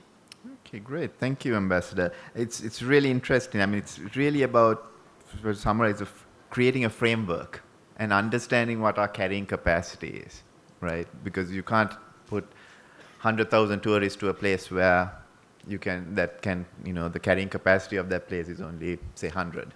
Exactly. So if you have a plan and start to implement it, that will really help. And we see there are a lot of examples in the world that people were a little bit sort of overtaken. You know, first you just want to stimulate tourism because you can earn money. But I think we can really learn from many examples. I think of Venice, for instance, that you have to have a plan, and you're in a position to plan right now. Yes. Sure. Ambassador Manella, the Venice example is interesting. I was actually thinking of Venice exactly. So Ambassador is absolutely correct when she says that there needs to be a plan, there needs to be regulation. You need to think of what it is that you are trying to attract and how to make it sustainable. But I think there's another thing that needs to be added, and that is the thought of ownership. Civil society has to receive the SDGs as something that is very much their own. Sri Lankans are a very proud people. They love their country. They obviously want to protect it. They have to then see how this protection actually converts into the private sector, because obviously a business is going to just try to ramp up profit. But they have to interiorize the SDGs. In Italy, we have something very interesting called the Italian Alliance for Sustainable Development. They are not government, they are civil society based, and they take it upon themselves to research, to monitor, to then propose things to the government of how they think that specific areas could be implemented better. So that's just an example. Absolutely, and that's a very successful example of Venice coming from. Ambassador, just following up on that, is there from a consumer perspective, is there brand value in having sustainable, SDG compliant tourism industry? Is there, would travelers pay a premium for it? What are your thoughts on that? Absolutely. So Italy is also one of the biggest destinations in tourism, next to our friends in France. But we had 130 million tourist arrivals last year, but that includes domestic, and about 500 million overnight stays. So we do know something about tourism ourselves. And As a country, Italy has very much interiorized SDGs because they are basically in line with our core values and our core principles. You talked about, focusing on 4 today. So if we think of SDG 12, so about sustainable production, for example, Italy is the most sustainable country in the world for the agri-industry. And we have actually translated that from a sector into a tourist destination. So we have the highest level of DOP and IGP certifications for specific products. You think of Parmigiano, you think of prosciutto, you think of balsamic vinegar from Modena, you can think of a number of wines that have very specific geographic location, and around that you can build the tourism industry in the sector. So people go to Modena for the balsamic vinegar, then they have to stay in a hotel, then there are restaurants, then there's also a tradition of very short supply chains in Italy. So you try to keep it as close to home as possible, which means that people will go to that location. So there's definitely, as an attractor for foreign tourists. Italians, I think there was a poll that said about 50% of Italians would pay more for if they knew that their hotel, their tour, whatever travel it is, would pay more, up to 25% more. But that also has then a repercussion on the hotel. So if a hotel, for example, is SDG compliant, a lot of them here in Sri Lanka I've seen have the policy of if you don't want to change your towel, just hang it back up, or using renewable energy, for example. These are all things that are attractive to a lot of tourists, but they're also factors that reduce costs in hotels. Obviously, if you don't have to wash the towels every day, the cost is going to be less. And at the same time, then you can expect also a higher price because people are willing to pay more because there is that social consciousness that is now part of globally something that is attractive and interesting for people to see. So I think it's a win-win on sort of all fronts. Yeah, excellent. Yeah, so yeah, it's price reduction, efficiency increases, and also premium. And you mentioned there was 50%? 50% of Italians said that they would pay more for if they knew that the hotel or the tour operator or whatever it is had sustainable, whether it be food or policies, corporate responsibility. 50% said they would pay more, and up to 25% more. Wow. As a pricing point. That's a good marketing thing to use to promote within our hotels. Excellent. Ambassador Gongrip, is from a Netherlands perspective also, is there, you think there is the travelers would pay more for SDG compliant industry? I don't have any scientific facts to back this statement, Sure. but I will make it anyway for the sake of the SDGs. Yes, Dutch tourists are willing to pay more, but I think it's part of the whole experience. Right. So I think that is something we have to be aware of. It has to be nature, culture, and being SDG aware and not having too many tourists at the same spot. Yeah. Perfect. Thank you. Moving on to another. Sorry, Ambassador Teplitz. Yeah. Sorry, I just want to add a point, sort of building on what my colleagues have said. I think it's about the sustainability that translates into value addition, thinking about investment in sustainable energy, for example, or better practices that in terms of hotel management or resort management that will help with the environment. But I look at it too, like in carrying capacity in wildlife areas, and thinking about continuing or improving or starting investment in tour guides or in safety, limiting numbers. In the national parks in the United States, we have limited numbers of people who can come in or go into certain areas in a day because we want to protect not only the quality of the experience, but also the location, and be respectful and responsible with regard to the wildlife. But I think tourists also want to help understand what they're seeing. They need interpretation for that, and this is where private sector, government, and civil society could be partnering around education and adding value to the experience by upping the game for Jeep drivers or tour guides or what have you, who can offer interpretation and enhance safety for tourists who are going into wild areas, if you will, or needing to navigate a new place. So I think the sustainability and value addition have to be seen as complementary concepts. Yeah, absolutely. And I think just moving on, picking up on that point, there is kind of, in Sri Lanka, there is the hoteliers and then the support industries. The coordination between those two elements is not, I would say it's not great. The tour guides, the support industry that comes in. Perhaps Ambassador Labatou, from a French perspective, because French cafes and the French support industry is probably greater than the hotels themselves. How have you guys managed to reverse? In Sri Lanka, it's big hotels. Yeah, but of course, I mean, the history of the development of tourism, it's different. So it's very difficult, but what I could say, it's, of course, you need to have a full range of activities. So not only the big resort or big hotel on the shores, but everything I mean, Sri Lanka has a very wide range of opportunities. So this is the most important things, to diversify your offer. And that's the most important thing.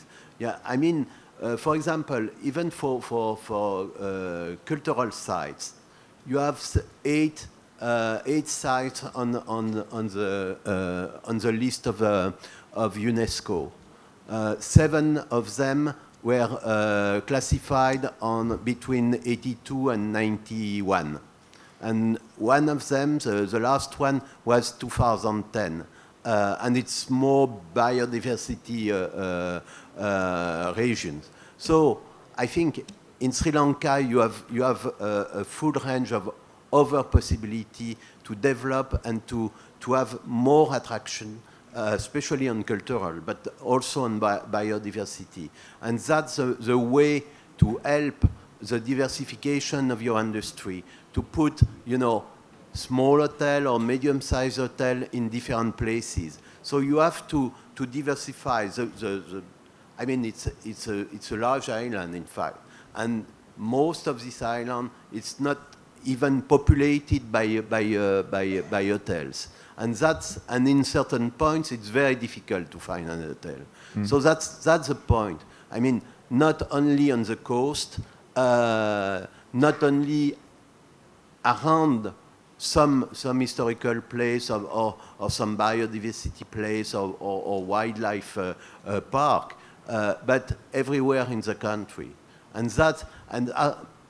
I mean, the people, if they have the possibility to expand, to do the things, a clear regulation, transparency, they will do it.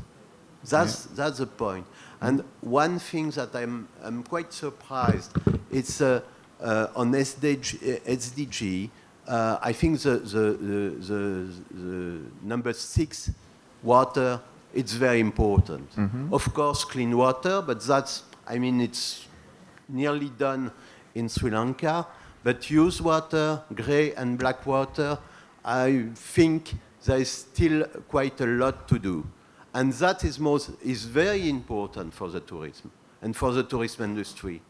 I would be very interested to see how big hotels are treating their water. Right. Ambassador Mock, anything to add on this particular point of support industries? We'll get back to the water thing as well, issue. Well, again, what I can add is also based on the Swiss experience. We are the country of consensus.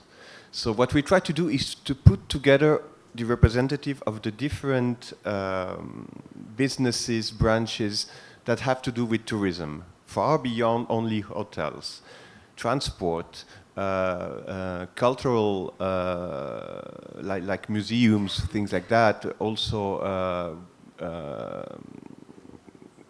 other industry, cafes you were mentioning, etc. We have something called the Tourism Forum Switzerland, TFS. I don't know if there is a TF Sri Lanka.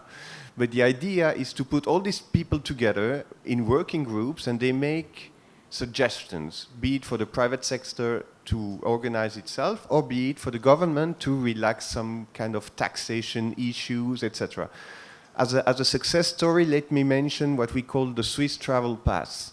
It's a all-inclusive public transportation. You might know Switzerland has one of the most dense networks, railway networks in the world.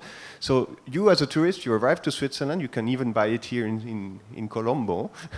You buy your Swiss Travel Pass for 3 days or 3 weeks or whatever you want, and you don't have to care anymore about taking trains, public transportation, boats on the lakes, etc.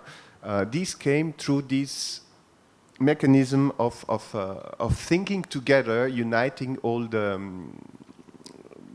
partners and stakeholders. The same goes for an offer of when you book a hotel, and in some cities and regions, you have all the museums included, plus the local public transportation, such kind of things. So this is the things that are concrete and easy to explain. There are others more complicated that have more to do with the harmonization of the taxes and so on. Excellent. Ambassador Laverty, you mentioned water, and it's a very critical thing. And you know what I see when I go to the beaches here is, inside the hotel it's very pristine and looks beautiful, and then when you walk out you see all these plastic bottles and wraps, and the beach is dirty with stuff. So perhaps Ambassador Teplitz, the US aid had done something, some project in Arugambay, I believe. Is that right? Yes, exactly. We've been supporting local groups in their effort to clean up Arugambay and to also provide some data and support for other groups around the country who are aiming to similar goals. And I think Ambassador Laverty's comment about the water issue extends to plastic waste in the environment, and other sort of solid waste problems that are part of the platform issues really here in the country. I mean, I think Eric was also talking about it, the social dimensions and needing good childcare and things like that can help grow industries, because all industries are going to draw on these basic resources. But I think waste management is really key. I've had that experience of going out and you've got the plastic bottles in the trash in a place that you were expecting to be pristine. Might be a little bit unreasonable. Certainly not every square inch of the United States is pristine and clean. It's always a community effort, but thinking of ways to engage, again, industry with civil society to manage and care for areas, I think is important. And I think industry unrelated to tourism can be a part of this. I want to highlight Coca-Cola's effort. And I think John Keels also has done some of this, but I know Coca-Cola has put recycling bins, for example, at Sigiriya, so that visitors there can drop their plastic water bottle or what have you in the recycle bin, and it doesn't go somewhere else. And that's part of their corporate social responsibility. So the idea of a forum that might pull partners together, not just in that very narrow definition of the tourism industry, but more what Simran's talking about, that broad, expansive view of all the potential partners and players, not only a niche for workers or entrepreneurs, but an idea generator for how to enhance the experience in the industry as a whole. Yeah, absolutely. And it's a mindset shift as well. I think just people, as you talking about Sigiri about 15 years ago when I went up there, kids were, not kids actually, adults were putting these plastic bags out there like kites, and it looks nice, but it's just crazy. But it's a change in mindset. I know we are just kind of about to wrap up. One last kind of theme question that I'd like to kind of pose is, in promoting SDGs, is that primarily a government-led initiative? The success, to be successful in promoting SDGs, is it the government? Is it the civil society? Is it the private sector? I know it's all three, but is it, in your experiences, perhaps Ambassador Mock, you can kind of say, in your experience, how is it out of those three areas, the government, private sector, and civil society, which plays the lead role? Well, I would say the government has to take the lead. If you take the whole set of the SDGs, not only the ones that appear to be most relevant for tourism, but I think government has to take the lead there. Maybe my colleagues will disagree on that. But of course, it has to be a teamwork. It has to include civil society is key in pushing governments to do things. Sometimes governments, they are very heavy machines and need this push from the civil society. And you need the private sector also. Maybe as an example, I want to mention an SDG that has not been mentioned until now, but lies very much close to the heart of the Swiss foreign policy. It's SDG 16, to promote peaceful and inclusive societies. I think if you read this SDG, you would say, okay, this is clearly a task for the public sector, it's a task for the government. But if you look at the tourism and how it revolves around billions of encounters between people of different cultures, so can foster this multicultural and interfaith tolerance, plus it can contribute to promote more peaceful societies in that sense. It is also potentially to the benefit and engagement of local communities. This we have mentioned already. And this dimension can also be important in post-conflict societies like it is the case in Sri Lanka. You know, we have made a seminar in a neighboring country. Switzerland has organized a workshop on tourism and human rights. And not surprisingly, one of the key conclusions was that respecting human rights is a central prerequisite and foundation for the development of a sustainable tourism. Of course, this is a task for the government. This is absolutely true. But there is also room for civil society and the industry. And in that regard, I would like to mention the role played by the Sri Lankan Tourism Hotel Association, the Hotel Association of Sri Lanka, who made an appeal, a public appeal, against communal tensions that arose after the tragic Easter Sunday attacks.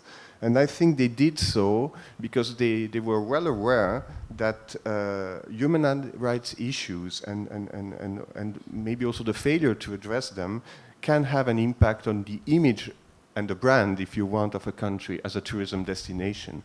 And I think this shows, even in a sector which you would say it is up to the government to provide the basic conditions for the promotion of peaceful and inclusive societies, there is a role to play for the civil society and for the industry. Perfect, great. Thank you, Ambassador. Ambassador Gong, do you have something to add? Yeah, I just wanted to comment on that as well, because I do agree with my Swiss colleagues, that the government plays a key role. But when I look at the Netherlands, I see that besides the actors that you mentioned, the financial institutions have a very important role as well to play, and also research and knowledge institutions. So I would like to add them to the list of stakeholders. And then I would also like to say that the government in the Netherlands, but I think in many countries, is not always taking the lead and always giving the right example. There are some really good examples of big companies that actually show how we should work towards a more sustainable world. So I would definitely say that the government has to sort of make sure that the framework is there, and at a certain point the rules and regulations are in place and that they are enforced, of course. But with the creativity, the innovation that is also needed to reach sustainable development goals also comes from the other partners and is very important. So I would really say this is a concerted effort, and actually in the Netherlands we are doing that. We have looked into different sectors that are the most risk-prone, so to say. So these are sectors like the garment industry, but also natural stone, gold, and some others, where Dutch companies in their value chains have a lot of risks, from child labor to environmental risks. And we have put all these stakeholders together in these different sectors, including trade unions, to come to an agreement to work to make this specific sector and the value chains more sustainable. And there you see that at different times, different actors take the lead. Yeah. Excellency, saying. Yeah, thank you. I just wanted to add, of course, the government's role is to regulate and, you know, create a level playing field to facilitate, to convene, but we're also a tripartite organization, so the views of employers, the private sector, and workers is what we know makes it all tick together, so it's not exclusive. But what I wanted to emphasize here is also that we need to move away from a very centralized, singular, when you say government, what do you actually mean? Do you mean the Ministry of Tourism, sitting in Colombo or whatever the capital city is, or do you mean something else? And I think what we mean and what we know works better is something else, which is linkages with other entities, and particularly local government entities. Like if you look at the city councils in many of these European cities, they also are quite an inclusive platform that bring in many local actors. And some of the work we had actually tried to do as ILO here in Anuradhapura, for example, really tried to work with the local institutions because they were able to convene multiple actors that were part of that ecosystem approach, you know, looking at the cultural side, the cafes side, the hotel side, everything that sort of tried to make it all tick together and work to the benefit of the local community so that they weren't alienated and upset by monstrous things coming up, but everyone was a bit more processed. It wasn't necessarily a success, it was very difficult, but I think in a country like Sri Lanka, where you are trying to promote value, you know, valued products and something that sets you apart from the tourism model, perhaps in many other countries, an investment in trying to make sure that you get the right actors together at the right level, at the right time, to formulate what needs to happen, and then harness the potential of digital platforms. I think that's something completely untapped at this point. Will be a really good recipe going forward, and bring more people, including women, into the labor force. Absolutely, and I think it's a great point. It's not really a centralized effort. It's a localized effort that really succeeds, which is amazing. Good, great. Any last comments? Anybody want to add anything? Yes, Minister. I have a responsibility of appreciation. That is to our President, who is here, there presiding, and Abhinayaka, for the great effort they have made to make this forum productive and effective in the tourism industry. I congratulate them and I commend them on behalf of the government. At the same time, today we see a host of ambassadors and high commissioners. I thank you very much for your valuable presence here and the time that you have given. We have much to learn from your experience. We are a developing country as against developed countries. Therefore, we appreciate and acknowledge the gratitude on behalf of the government and the Minister of Tourism for your presence here.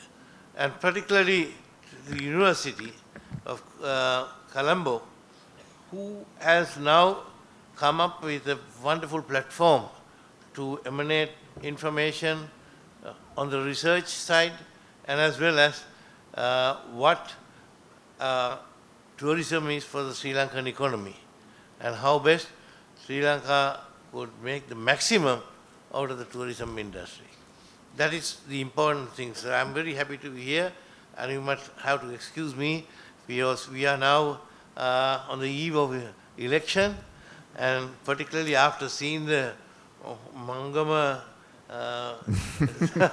as she mentioned, I hope the election will be not something like that, but it should be a very peaceful election in Sri Lanka because we are very much conscious about our democratic right. So thank you very much. You must excuse me. Any more comments? No, we are done. Thank you, panel. Appreciate the great discussion.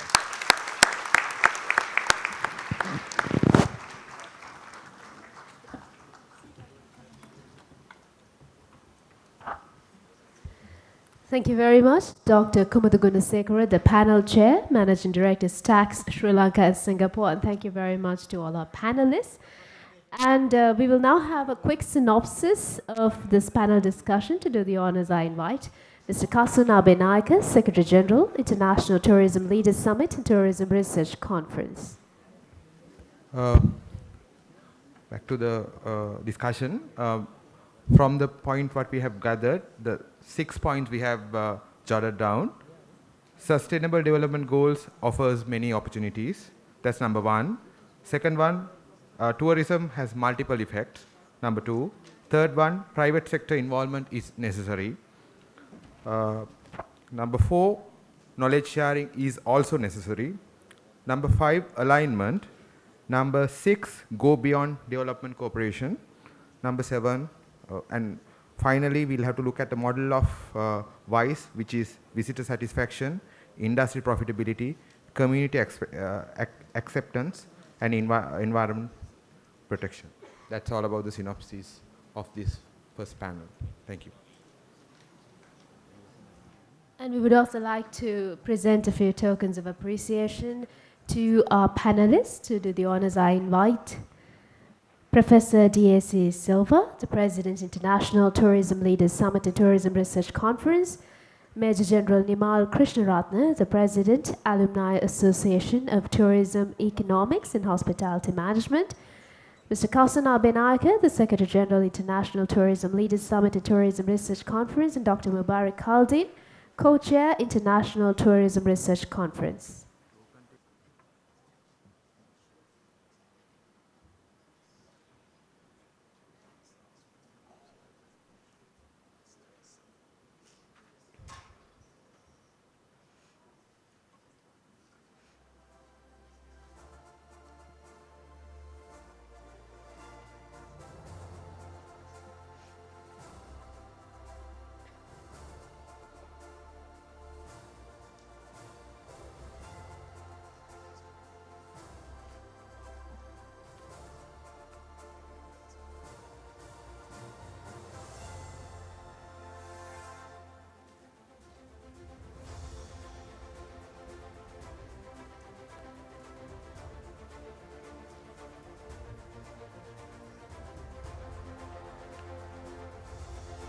Thank you very much. And it's time for us to move on to the next panel discussion. It's the Corporate and CEO panel on resilient building, booming tourism for global value chain. May I invite the panel chair, Ms. Geethanjali Chakravarti, the General Manager, Hilton Yala, and our panelists, Mr. Randit D. Rubasinghe, Founder President, Sri Lanka Technological Campus, Professor Sanjay Nadkarni, Director of Research and Innovation at Emirates Academy of Hospitality Management, Mr. Johan Jayaratne, the Chairman, Sri Lanka Tourism Development Authority, Mr. Dilip De Silva, the Chairman, Sri Lanka Institute of Tourism and Hospitality Management, Mr. Chaminda Dias, Managing Director, Lux Asia.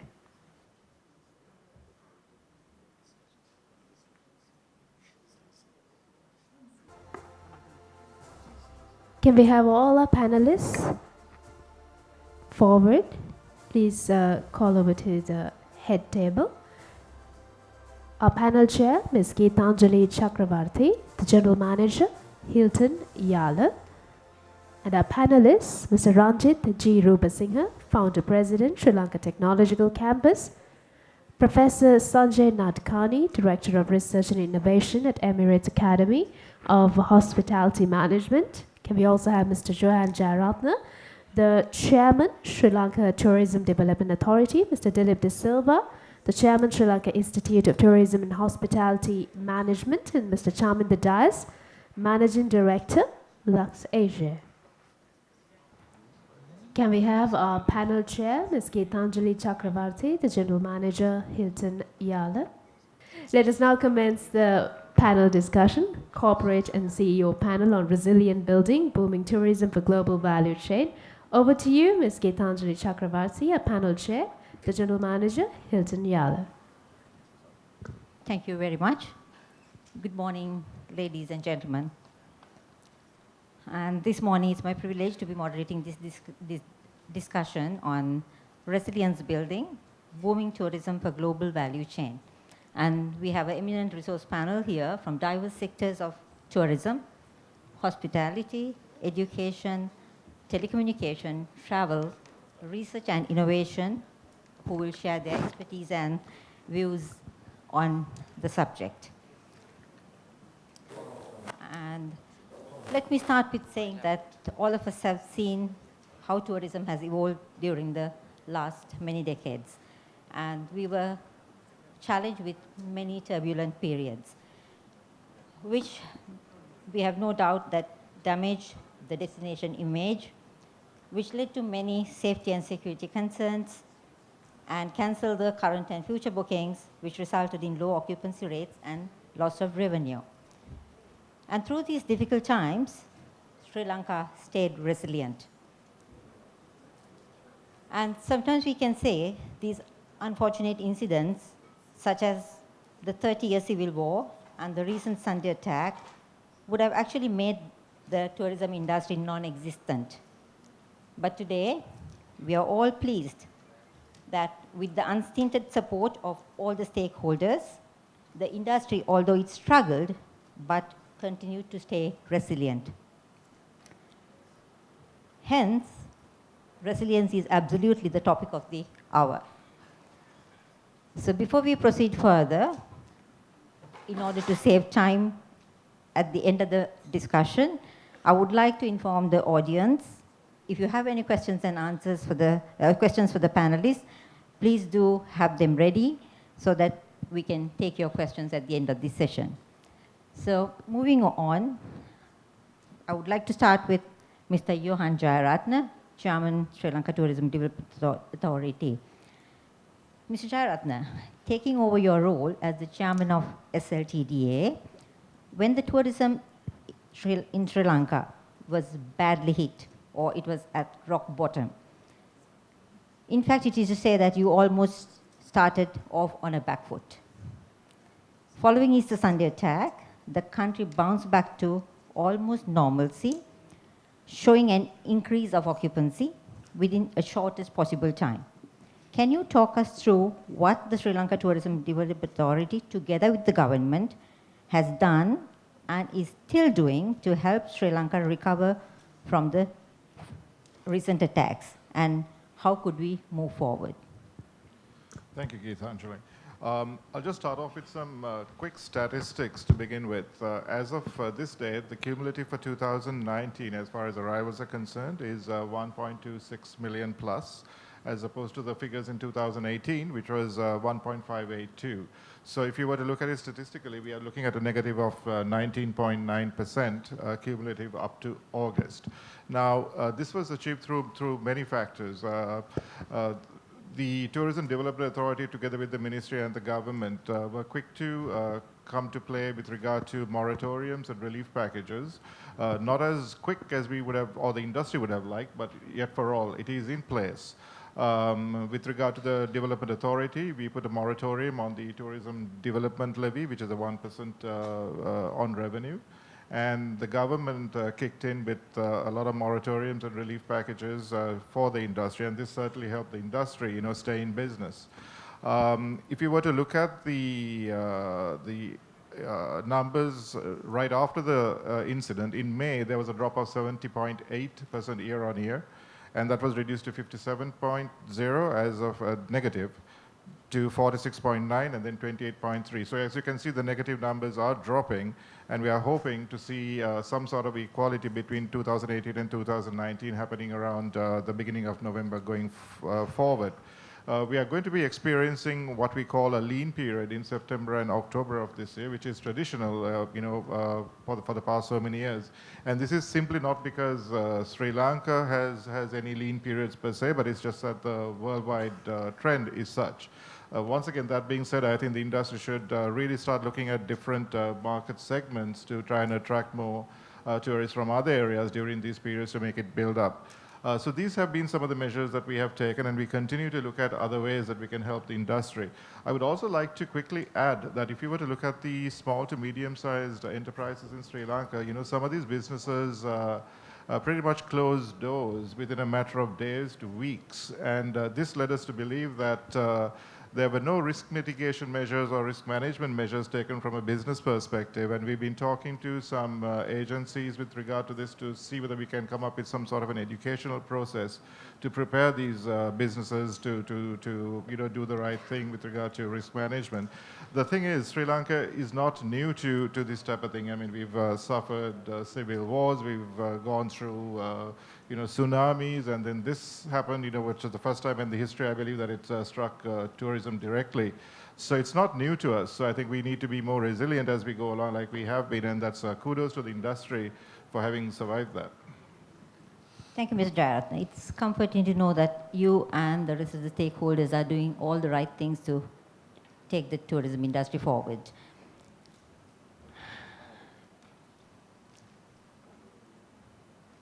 And next, we'll talk a little bit about upgrading skills and training.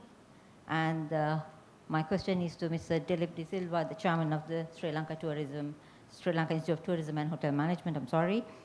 Dilip, to stay competitive in the global travel markets, we need to constantly keep reviewing and upgrading training, skills, and human resources. Considering the recent incident where tourist hotels were one of the main targets, what is your take on incorporating subject matters such as handling safety and security and dealing with crisis management to the curriculum of the Institute? And my colleagues in the panel and the general public, I think it's a very hot topic. As we all know what happened on the Easter Sunday. We paid the supreme price and the cost on letting down our guard on safety and security and becoming a soft target. Past is past, but what we need to look at is how we can not to allow this to happen again. I can see now after 5 months, we are slowly getting back. I would say the security is getting less and less strict now, not inconveniencing the customers. You can see when you go around to the hotels, it's slowly getting back to normal. But at the same time, I think we need to realize these sort of things can happen anytime, anywhere in the world. So as such, we have to take measures. For example, we cannot rely only on what we call uniform security. We need to take this seriously. Like we say, tourism is everybody's business. I would say security is everybody's business as well. If you take, for example, a hotel with 200 employees, and these all employees should be empowered to have a role in that. 200 employees means they have 400 eyes, and they all should be equally surveillance in the hotel. To do this, I think the hotels need to have training programs. They need to look at what they have been doing in the past. If you take most of the 4- or 5-star international hotel groups, you have standard operating procedures. In these standard operating procedures, you have already normally safety and security. But in the past, this safety and security is mainly for occupational health and safety, not for terrorism. So this is where I think we need to look at to develop a module that actually covers incidents like this so that all employees can be taught. The other longer term, as you mentioned, whether we should actually introduce into the school curriculums, definitely this should. Actually, it's a core subject in most of the institutions, especially in tourism and hospitality. But again, it only covers health and safety in occupational levels, not in tourism, in terrorism and how to counter terrorism. Now, the good news is the Australian government has actually come forward to develop this module through their project in East Coast, the Skills for Inclusive Growth. They have already actually consulted the company from Australia who's actually going to develop a module on safety and security. Very simple, which can be used by hotels, by institutions, and also it's a self-paced package. And I'm proud to say that SRIDHAM has been asked to partner with the Australian government to give inputs and to actually train the trainer. So we look forward in the next 2 to 3 months, a module will be developed and it will be available. It will be a self-paced PACE package, as well as it can be taught in hotels and institutions as well. Thank you, today. This morning, our keynote speaker spoke much about return on experience when most of our hotels talk about return on investment. And he also spoke about the importance of artificial intelligence and how it can change the travel industry. Mr. Ranjit Rubasinghe, from telecom industry to education, you currently run a very successful academy focusing on technology. So my question to you today is, artificial intelligence is improving all the time, making it more reliable and more attractive as a business solution. In particular, businesses in the travel and tourism industry are taking advantage of artificial intelligence in order to perform a variety of administrative and customer service tasks and improving service quality. Can you elaborate on the benefits of artificial intelligence in hospitality and how it is changing the way people make their travel choices? Thank you so much for inviting me and also letting me explain my views on this. And also it's really nice to start with a positive note, like we are recovering from the damage that we experienced the recent past. I think I would rather love to expand my thoughts beyond AI and technology as a whole, how we can utilize them to the industry, not only travel and tourism and the hospitality. The important thing is not the technology, but the way that we actually use the technology for different industries or different purposes. AI in particular, I think there is no artificial intelligence, but we are basically putting human intelligence into machine and make it more efficiently used for the decision making. I think the facts behind is the data that we have and the way that we use these data. So are we really using or utilizing the data that we have during the past to make our decisions fast? So that matters a lot. So I think this decision making process enables I think technology enables the decision making process a lot and make it fast as well. So this fast moving society, I think even making decisions faster will create edge to any industry. So I mean, if we are talking in particular, I think artificial intelligence or the data, utilizing big data to make decisions and especially to develop the product or our offerings is something that we should take into consideration.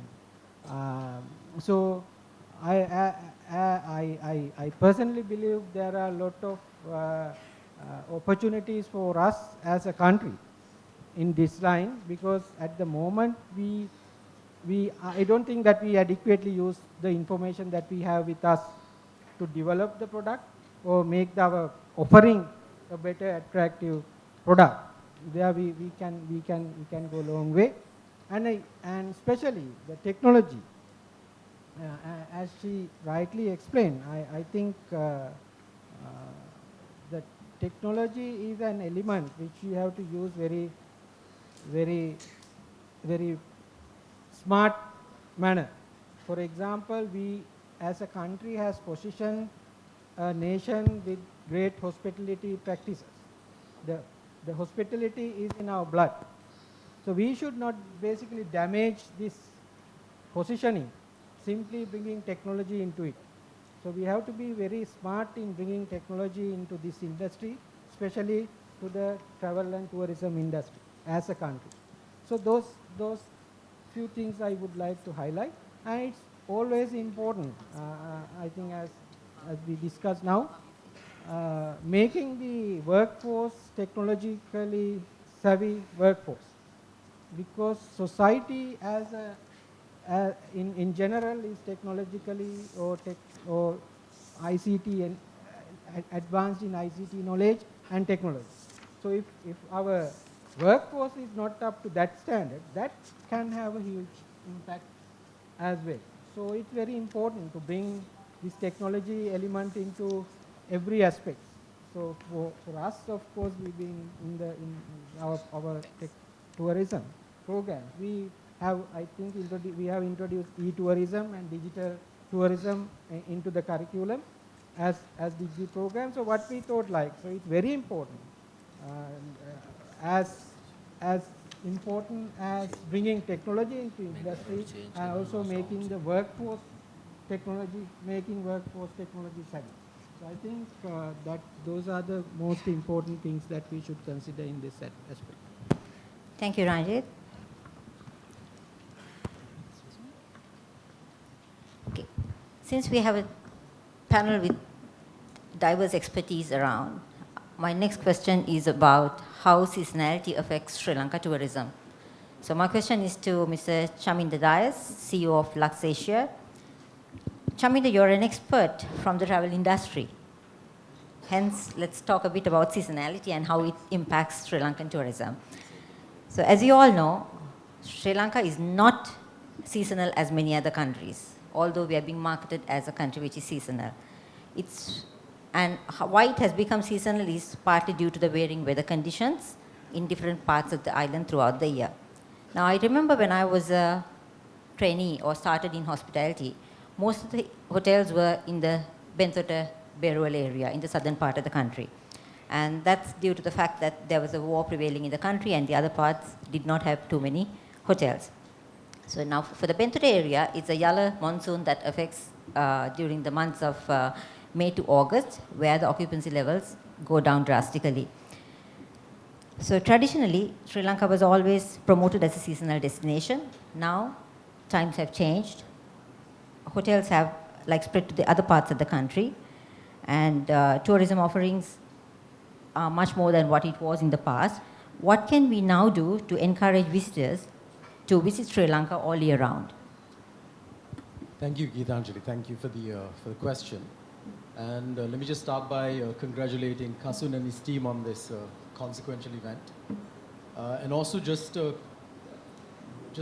kick things off, I just want to say that as an industry, we have taken a hit, and that's no secret. As a country, we have taken a hit over the Easter period. And the recovery, whilst it's on its way, it still hasn't happened. I know there are in various quarters talk of a recovery that's already underway and so on. We might recover in terms of the volumes, perhaps early next year. And to me, the true meaning of a recovery is not getting the numbers that we did last year, but getting back to the trajectory that we should have been on this year and then beyond. So, we are some sort of distance away from a real recovery. And also, that's in terms of the volumes, in terms of the PAX numbers coming in. But really, the value recovery will take longer because the recovery right now is driven by discounts and availability of inventory and so on. And the discounting, is instant. But restoring that value, restoring those pricing will take, some time. So I would say 12 to 18 months is when we will see a real, true recovery for the industry in Sri Lanka. To address your question, I think we need to sort of go back and identify why we have become a seasonal destination, and to do that, you need to go back to 2009. I think 2009 is year zero for modern tourism in Sri Lanka, because before that we were under a very different, it was a very different circumstance for the industry. We were promoting tourism through a wartime situation. So essentially, the war forced us, along with the weather patterns that you mentioned, into becoming a winter sun sort of fly and flop destination, mainly because of the security concerns.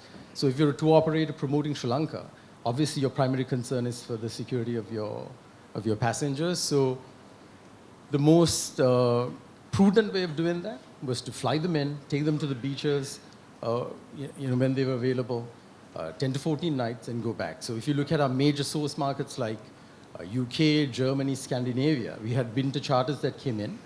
And really the only available product for them in Sri Lanka was, as you rightly mentioned, the south coast and the southwest coast, Negombo, Kalutara, Bentota, Berual areas and so on. So this is how we became a seasonal destination. But so really it's the distribution of the properties as a result of the wartime. But now things have changed. I think we are less seasonal than we were before, but obviously we still have that seasonality affecting us. If you look at April, May, June, the arrivals dipped quite significantly. Really for this trend to change and for it to be a more equitable distribution of arrivals throughout the year, we really need to build capacity in the north and east. So with capacity building, with infrastructure development in that area, in those areas, I think we will see a more evening out of the arrival patterns. But I think that is some way away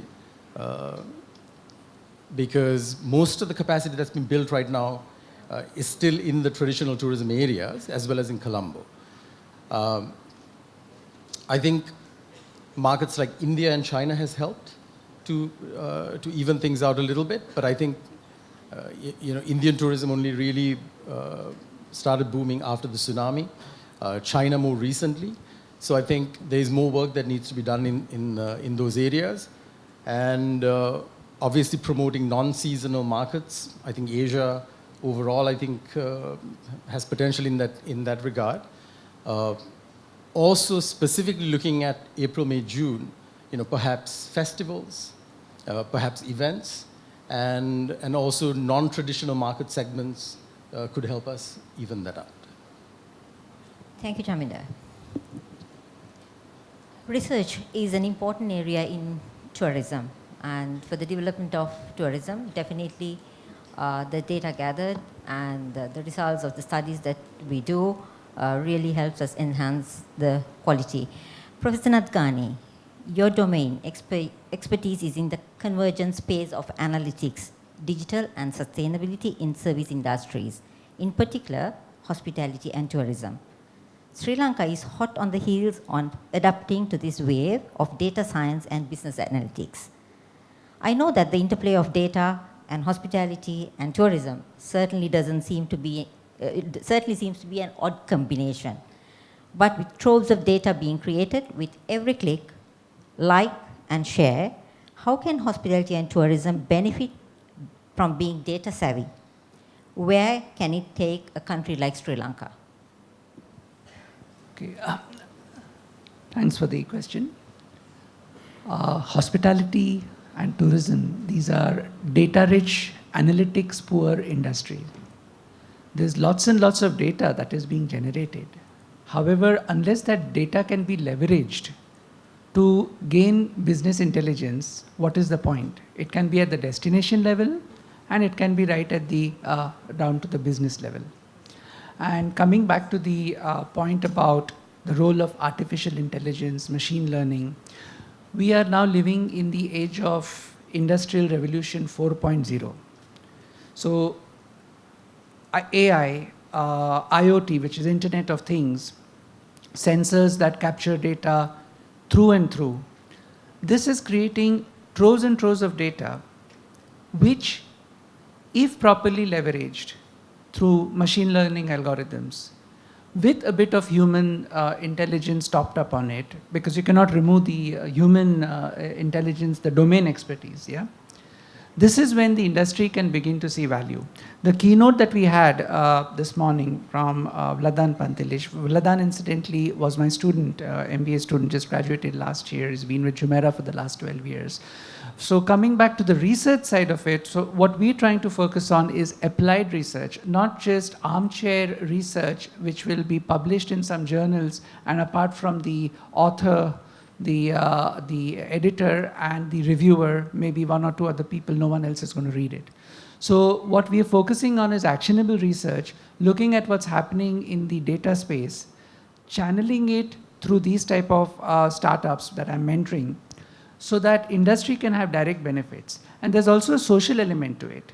There are lots of these corporate enterprise level solutions that exist for big hotel chains with deep pockets. But what we have to understand in our industry is 70–80% of our industry is made up of small micro businesses, independent hotels and travel businesses. How can they afford these type of enterprise level solutions? So for that purpose, when you have startups like what Pradhan presented this morning, this is to allow these type of micro, small, independent mom and pop shop businesses to leverage the power of data science. So it is more of democratizing data science and bringing it to people who would otherwise have felt overwhelmed just by, oh, data science, artificial intelligence, what is all this? So it's more about, it's not about taking away the routine jobs from humans, but it is more about taking away the routine from humans' jobs. So that is the importance that we have to place. People are worried about job losses. No, yes, certain sectors will have a bit of job loss, but there will be more jobs created, and that's what brings us to the capacity building. You have to build the right kind of capacity and talent pool, even in hospitality. So we don't run an IT program. It's a hospitality management program. Our research is focused on hospitality, but leveraging technology for the benefit of the wider industry. So that sort of puts it into perspective in terms of how data science can be leveraged and for direct benefits of our industry. Thank you, Professor. Let's talk a bit about safety now, because safety is one of the main concerns for tourists when they choose a place for their holiday to be away from home or from their comfort zones. And my question to you is to you, Johan. As we all know, the number one factor tourists look for in any destination is safety. We gained this factor after the war, making Sri Lanka a very peaceful destination. But that was only until the recent terror attack.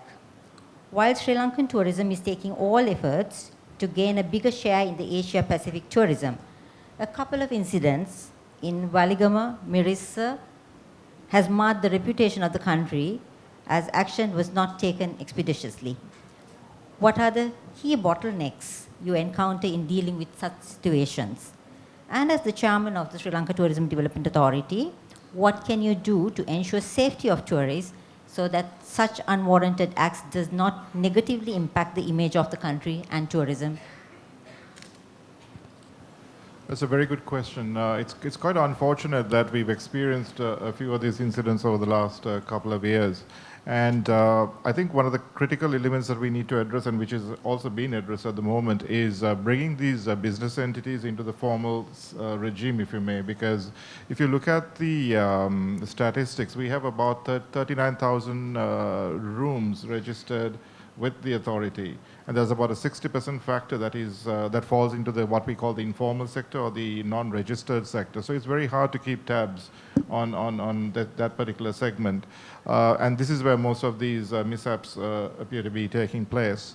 In order to mitigate this, we have an enforcement unit in-house, which is being beefed up quite a bit now to go over and go out there and actually identify these non-registered business entities and bring them in line and bring them into the fold of the authoritative agencies, if you may. We also have a tourist police unit, as you probably know, and they are very active, and we are really trying to see that they are beefed up as well and their presence is well known. That being said, it's also a question of awareness, within the industry to make the workforce in the industry knowledgeable enough to know that this is a very vital asset for this country and that we need to respect the industry and responsibility, as they serve the clientele that they deal with. So these are the immediate steps that we are taking, but it's all about awareness and knowledge, and I think this is something that's going to be probably built into the curricula going forward. It's an essential thing. Thank you very much. With all your efforts, I hope sincerely Sri Lanka would be one of the safest places for the tourists to travel. Let's move on to training. Being a London City and Guild Institute Gold Medalist in food and beverage service yourself, Dilip, your recent customer-focused service quality program conducted at the Hilton Residencies shows that you understand the importance of service quality and the requirement of theoretical knowledge being translated into usability in the field. Much was spoken about women engagement in tourism in the previous panel discussion. And my question relates to women empowerment in hospitality as well.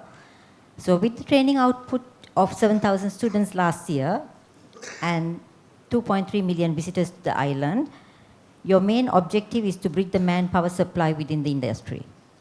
Being an advocate for women, what measures have SLITHM or the Sri Lanka Institute of Tourism and Hotel Management employed to increase the participation of the women workforce in the industry with the view of sustainability? Okay, it's a multi-faceted question. If I can take just 1 minute, just to add to that security, what we discussed earlier, the importance of surveillance. Soon after the Easter Sunday attack, when our parents were not willing to send the students back to the school, we reassured the parents. We asked the parents to come with the students, and we held an information session, and we also invited the Army Bomb Disposal Unit to come and actually give awareness how they can be, detect these sort of things. And we had an audience about 250 people filled with parents and students. So the Army, couple of people came and gave some lectures, and they told, and they actually displayed different ways of bombs can be made, different bomb waste and so and so. And halfway through the program, when it was almost over, the presenter announced, there is a mystery bomber in this room. Everybody started looking at each other, who this person can be. And it transpired, the photographer who was going from place to place, and he came to the stage and he opened his shirt. He was wearing just a bush shirt, and he had a suicide vest underneath that. It was a demonstration. Now that shows how vulnerable we can be, for security with that. Yeah.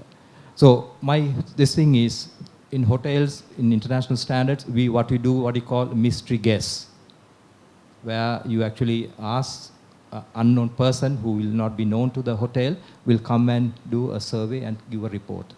And I think if you introduce a mystery bomber, and you can find out what are the loopholes in your hotel. So I think we should take this seriously on that.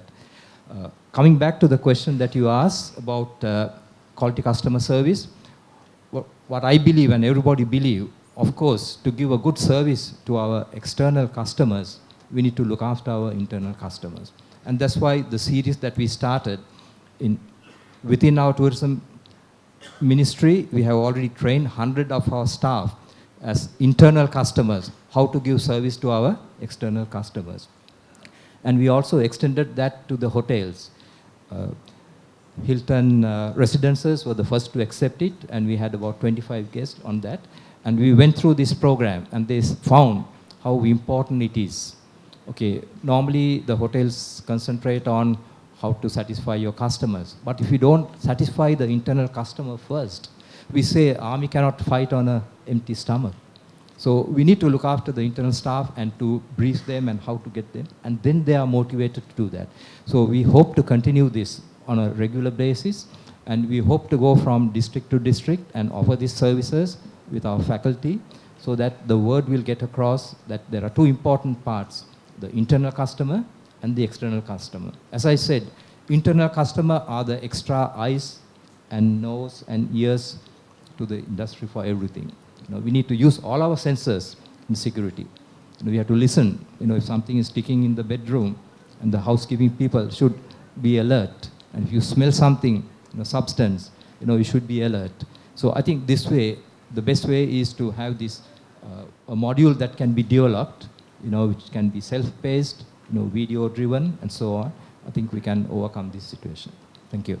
Thank you, Dilip. Can I also know if the hotel school has implemented any systems where you encourage women or girls to join the institute? Yes, sorry, in fact, we have incorporated that. I would accept that our numbers are very low, about 4 to 5% females. But in our corporate plan for the next 3 years, we have consciously increased that to 10% every year. So progressively, we want to go it up to about 20 to 30%.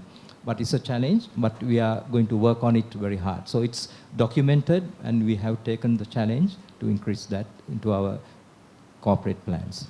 All right, thank you very much. Professor Nadkarni, moving back to you. One of your presentations focused on novel approaches in hospitality around the world and on the triple bottom line, profit, people, and planet for sustainable business impact. What are the new trends that you see being adopted to promote sustainability? Can Sri Lanka do more to leverage on ecotourism? The concept of sustainability can be understood in multiple ways. And the triple bottom line model, which some of us may be familiar with in this room, talks about economic, ecological, and social sustainability. So when we talk about sustainable tourism and the role of digital technologies, typically what comes to mind is the environmental or ecological aspect of it. But the same can be said about enhancing the economic impact, of course, and the social impact. In fact, I think later in the academic track, I'll be presenting results of my research, which have been accepted for publication in a prestigious journal, focusing on how the Internet of Things, IoT as we call it, and I'll give you a simple example. Water-stressed tourism destinations are pretty much on the rise because of water paucity. How can IoT help in this regard? For instance, how can IoT help save water in the guest room? Through technological tracking and also educating the guests. I'll give you a simple example. We did an experiment where IoT devices were deployed. Normally we put in hotel rooms, if you want to help save the environment, please don't put your towels to wash every day and something along those lines. Yeah. Also, as far as water is concerned, there are water sensors put in so that water leakages can be stopped. So we did a test wherein we had a set of rooms equipped with just a monitor to show how much water a guest consumes during a shower or a bath, and another set of rooms where IoT sensors were put in just to stop leakages if a guest forgets to shut the tap, or the moment the guest exits the bath, the shower stops. What we noticed is with the ticker, when a guest looks at the ticker and sees how much water he or she is consuming, automatically the shower time gets reduced because people are conscious, oh, the meter is ticking. So it shows that simple technology, you don't need some rocket science for this, just to alert, to bring to the attention of the guests to be a bit more conscious of the consumption of resources. And of course, we are already familiar with how IoT can be used for temperature control and the rest of it, air purification, AVAC systems in hotels. At the destination level as well, how sensor data can be mined to conserve water, to conserve electricity, and most importantly, to educate tourists about how to be sustainable in every aspect that they do. We look at what is cultural pollution as well. It's not just environmental pollution. There are several destinations that have had this impact, right? So sustainability touches upon all these factors. And this is where research, education is important, both for us as academics, industry stakeholders, and not to mention the tourists themselves. So once you make them conscious, hold a mirror in front of them, like this experiment with putting a ticker on how much water they're consuming in the shower, this does have a mitigating effect on environment in multiple senses. Thank you, Professor. So towards the later in the day, perhaps we can understand better looking at your research and the findings of the presentation later. Okay, moving on to Ranjit. Technology is a buzzword in tourism and hospitality today. As we move towards 2020, we can expect to see more hotels leveraging a variety of smart tech to reduce operational costs, improve guest experience, and improve guest satisfactions, and also to exploit new sources of revenue. Some see this as the future of tourism and hospitality. But being in hotel operations and being a practitioner throughout the hospitality career, I like to believe that human element cannot be taken out of hospitality. Can you please share your thoughts on this? I think we have already discussed a lot about this. I think travel and tourism is not there without hospitality and the human aspect of it. I mean, that's what people expect in this industry as a whole. But what I would like to touch and like to elaborate on the usage of technology, especially in a country like Sri Lanka. So we have been discussing about the AI and IoT and data sciences and all. So we are the country who develops the best software to the travel industry, incorporating AI into it. But are we properly utilizing this? Are we harnessing this capacity that we have in this country itself? So we are not properly, as Professor rightly said, we are very rich in data. We are very rich in information. Are we utilizing them to convert them into real information or to the knowledge to make our decision-making process faster? My next experience, we are second to none in our technology, especially communication. We have fiber network all over the country, connecting up to the hotel or to the household. We have FTTH. And we have latest 4G technology giving a fastest network access. But what matters, I mean, none of your guests talk about the technology or the connectivity that you have up to your hotel, but they talk about his experience on Wi-Fi. But if you are not basically putting the right set of access point, give the real data rate into the users, creating the experience, the advanced technology that we have as infrastructure doesn't make any sense. Not only tourism, but this is applicable to everywhere. That is where we are lacking. How we actually convert the data or technology into a real service that people would like to experience. So that's what I would like to highlight. And again, say, I know in Sri Lanka still our mobile transaction, the maximum transaction that we can do is 25,000 through the mobile, or which is less than $200. I mean, we have the best solution on your hand, but you can't do transaction. So why? I mean, this is restricted due to regulatory frameworks. So what we should think in this aspect. I mean, we as a country is very advanced in technology in all the aspects. If we take about this intelligence technologies, like we're talking about artificial intelligence, IoT and machine learning and various stuff, we are very rich in data because we have been in this country for centuries. We are keeping data with us. We are not utilizing them. We are developing best software, but we are not utilizing them.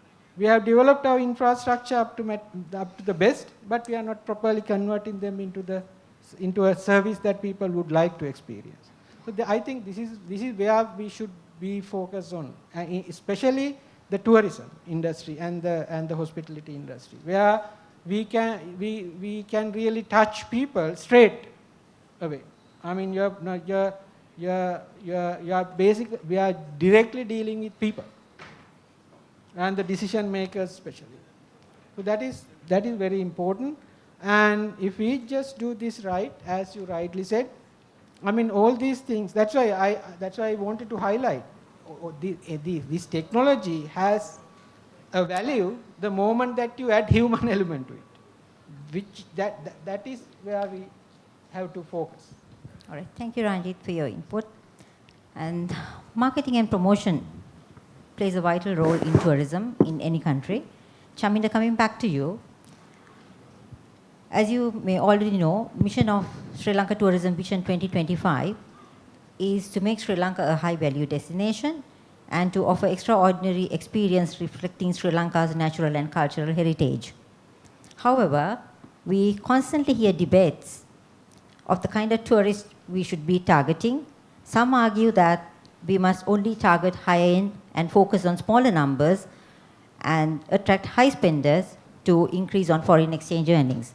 But on the other hand, others believe that we should have more lower-end tourism, or low-end tourism should not be abundant, but we should gradually increase or develop having high-end and middle-level tourism.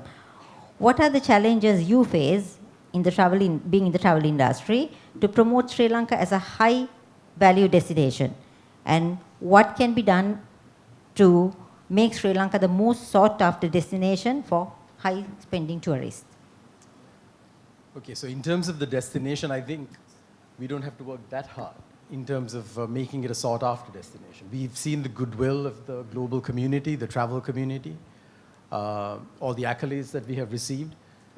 We know about our cultural heritage, the history, the culture, the nature, all our UNESCO World Heritage sites and so on. So I think the ingredients are already there for us to be anything that we really want our destination to be. I certainly won't argue with the statement that we eventually need to move towards value rather than volume, because we've all seen the pitfalls of over-tourism. Already with about 2.5 million tourists roughly coming in, we see the stresses that it's causing in places like Yala, in places like Binneria, in Sigiri on a crowded day. So there are pitfalls to over-tourism. And being a small country, we are very conscious of our culture and our heritage and so on. Do we want this place to be exploding with 10, 20 million tourists? So I think that is a question for the long term, because right now I think it's a little redundant, because we are starting from a very low base. Tourism really started booming after 2009. We went from 400,000 now to 2.4 million over a 10-year period. We've grown as a destination at a CAGR of about 16%. But our capacity has only grown 6% in that period.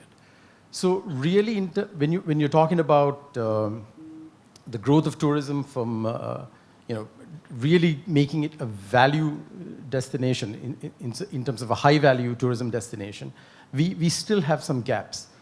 But having said that, I think for me personally, for a robust tourism industry to thrive in any destination, you need every segment to develop and with certain regulations in place. Because if you look at, for example, if you look at what the so-called low-value tourists, people who are spending between, say, $35 to $50 a day, there are benefits as well, because at that level, they are engaging more directly with communities than maybe high-value tourists. There are more touch points with the community. And there are benefits to that. Benefits like more positive cultural exchange, which breaks down barriers. And an example of that is, for example, we know that harassment of tourists is still a real issue in Sri Lanka. But in places where you have more community engagement with tourism, you find less harassment, because people's barriers have been broken down and there's more empathy and understanding. So I think there's value in developing all segments of tourism. The pitfalls right now for Sri Lanka is, and the reason I say that we are a long way away from becoming a real high-value destination, is we simply don't have the capacity. So if you really add up all the rooms that's available for high-end tourism, we're probably less than 2,000. So, ones that can command rates between $250 to $1,000, it's probably less than 2,000. So, to build that capacity will take some time, but it's important to get the mix right in the meantime. And also there's infrastructure that needs to be developed at the same time. When you talk about high value, you need to talk about their culinary experience. Do we have enough sommeliers, for example? Do our guys who know about wine and cheese and food and so on? So the culinary experience overall needs to really be enhanced. The entertainment experience needs to be significantly enhanced. We know that for any segment of tourism, that is something that's lacking here. We do have sort of regional experiences that's taking advantage of the beauty and the culture and history. Apart from that, there needs to be a bigger sort of entertainment experience that needs to be built, especially when you think about the 6,000 new rooms that are coming up just in Colombo. Also the retail experience. Where's our high-end retailers, for example? I mean, this is all what high-value tourists look for, and that's still a long way away. We have an airport that's probably functioning 40% over its current carrying capacity. We don't have marinas, for example, to pick up the yachting crowd, the private jet crowd. So there are a lot of challenges in moving towards the high value, but again, we are still in our infancy, which actually is a big advantage for us, because we can put the regulatory framework in place so that when we do grow to the kind of levels that we need or want to achieve, that we do it in a systematic fashion. All right. Thank you, Chaminda. I'm sorry I'm being alerted about the time, so we may not have a question and answer session, but if you have any questions, the panelists will be here, and please feel free to talk to them personally later. So in conclusion, let us not forget that Sri Lanka tourism has survived 3 decades of war. We need to believe in ourselves that we will bounce back harder and stronger. The remarkable recovery of Sri Lanka from the deadly terrorist attack proved that rising from the ashes is not confined to the mythical bird, the phoenix.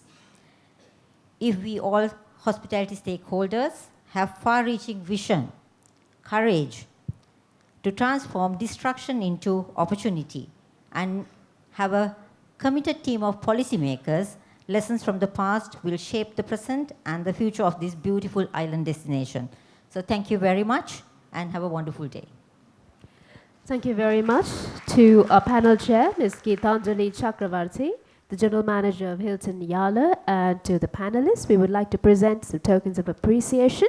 So to do the honors, I invite Mr. Upali Ratnaikas, Senior Industry Advisor, Tourism Study Programs, Mr. TBB Sumit, Vice President, International Tourism Leaders Summit and Tourism Research Conference, Mr. Sampath Siriwardana, Joint Secretary, International Tourism Leaders Summit and Tourism Research Conference, and Ms. Prathabani Bandusena, Joint Secretary to International Tourism Leaders Summit and Conference. And we'll quickly move on to the next panel discussion, which is Interministerial and Provincial Policy Steering Panel, Integrated Solutions, Predictable Policy Making, and Professional Bureaucracy. And I would like to invite the panel chair, the Chairman, International Chamber of Commerce, Sri Lanka, Mr. Dinesh Veerakodi, Mr. Damika Pereira, Founder, the Chairman, Valuable One Group, S. Hettiarachi, the Secretary, Ministry of Tourism Development, Wildlife and Christian Religious Affairs, Mr. S. L. Nazir, the Additional Secretary, Ministry of Industry and Commerce, Resettlement of Protracted Displaced Persons, Cooperative Development and Vocational Training and Skills Development, Mr. P. M. Amza, Additional Secretary, Economic Affairs, Ministry of Foreign Affairs, Mr. Thisum Jayasuriya, CEO, United Ventures and representative of Thailand Authority of Tourism Mumbai in Sri Lanka. And we also would like to invite a representative from the Prime Minister's Office, a representative from the Ministry of Finance, and Mr. Santosh Menon, CEO, KL.com.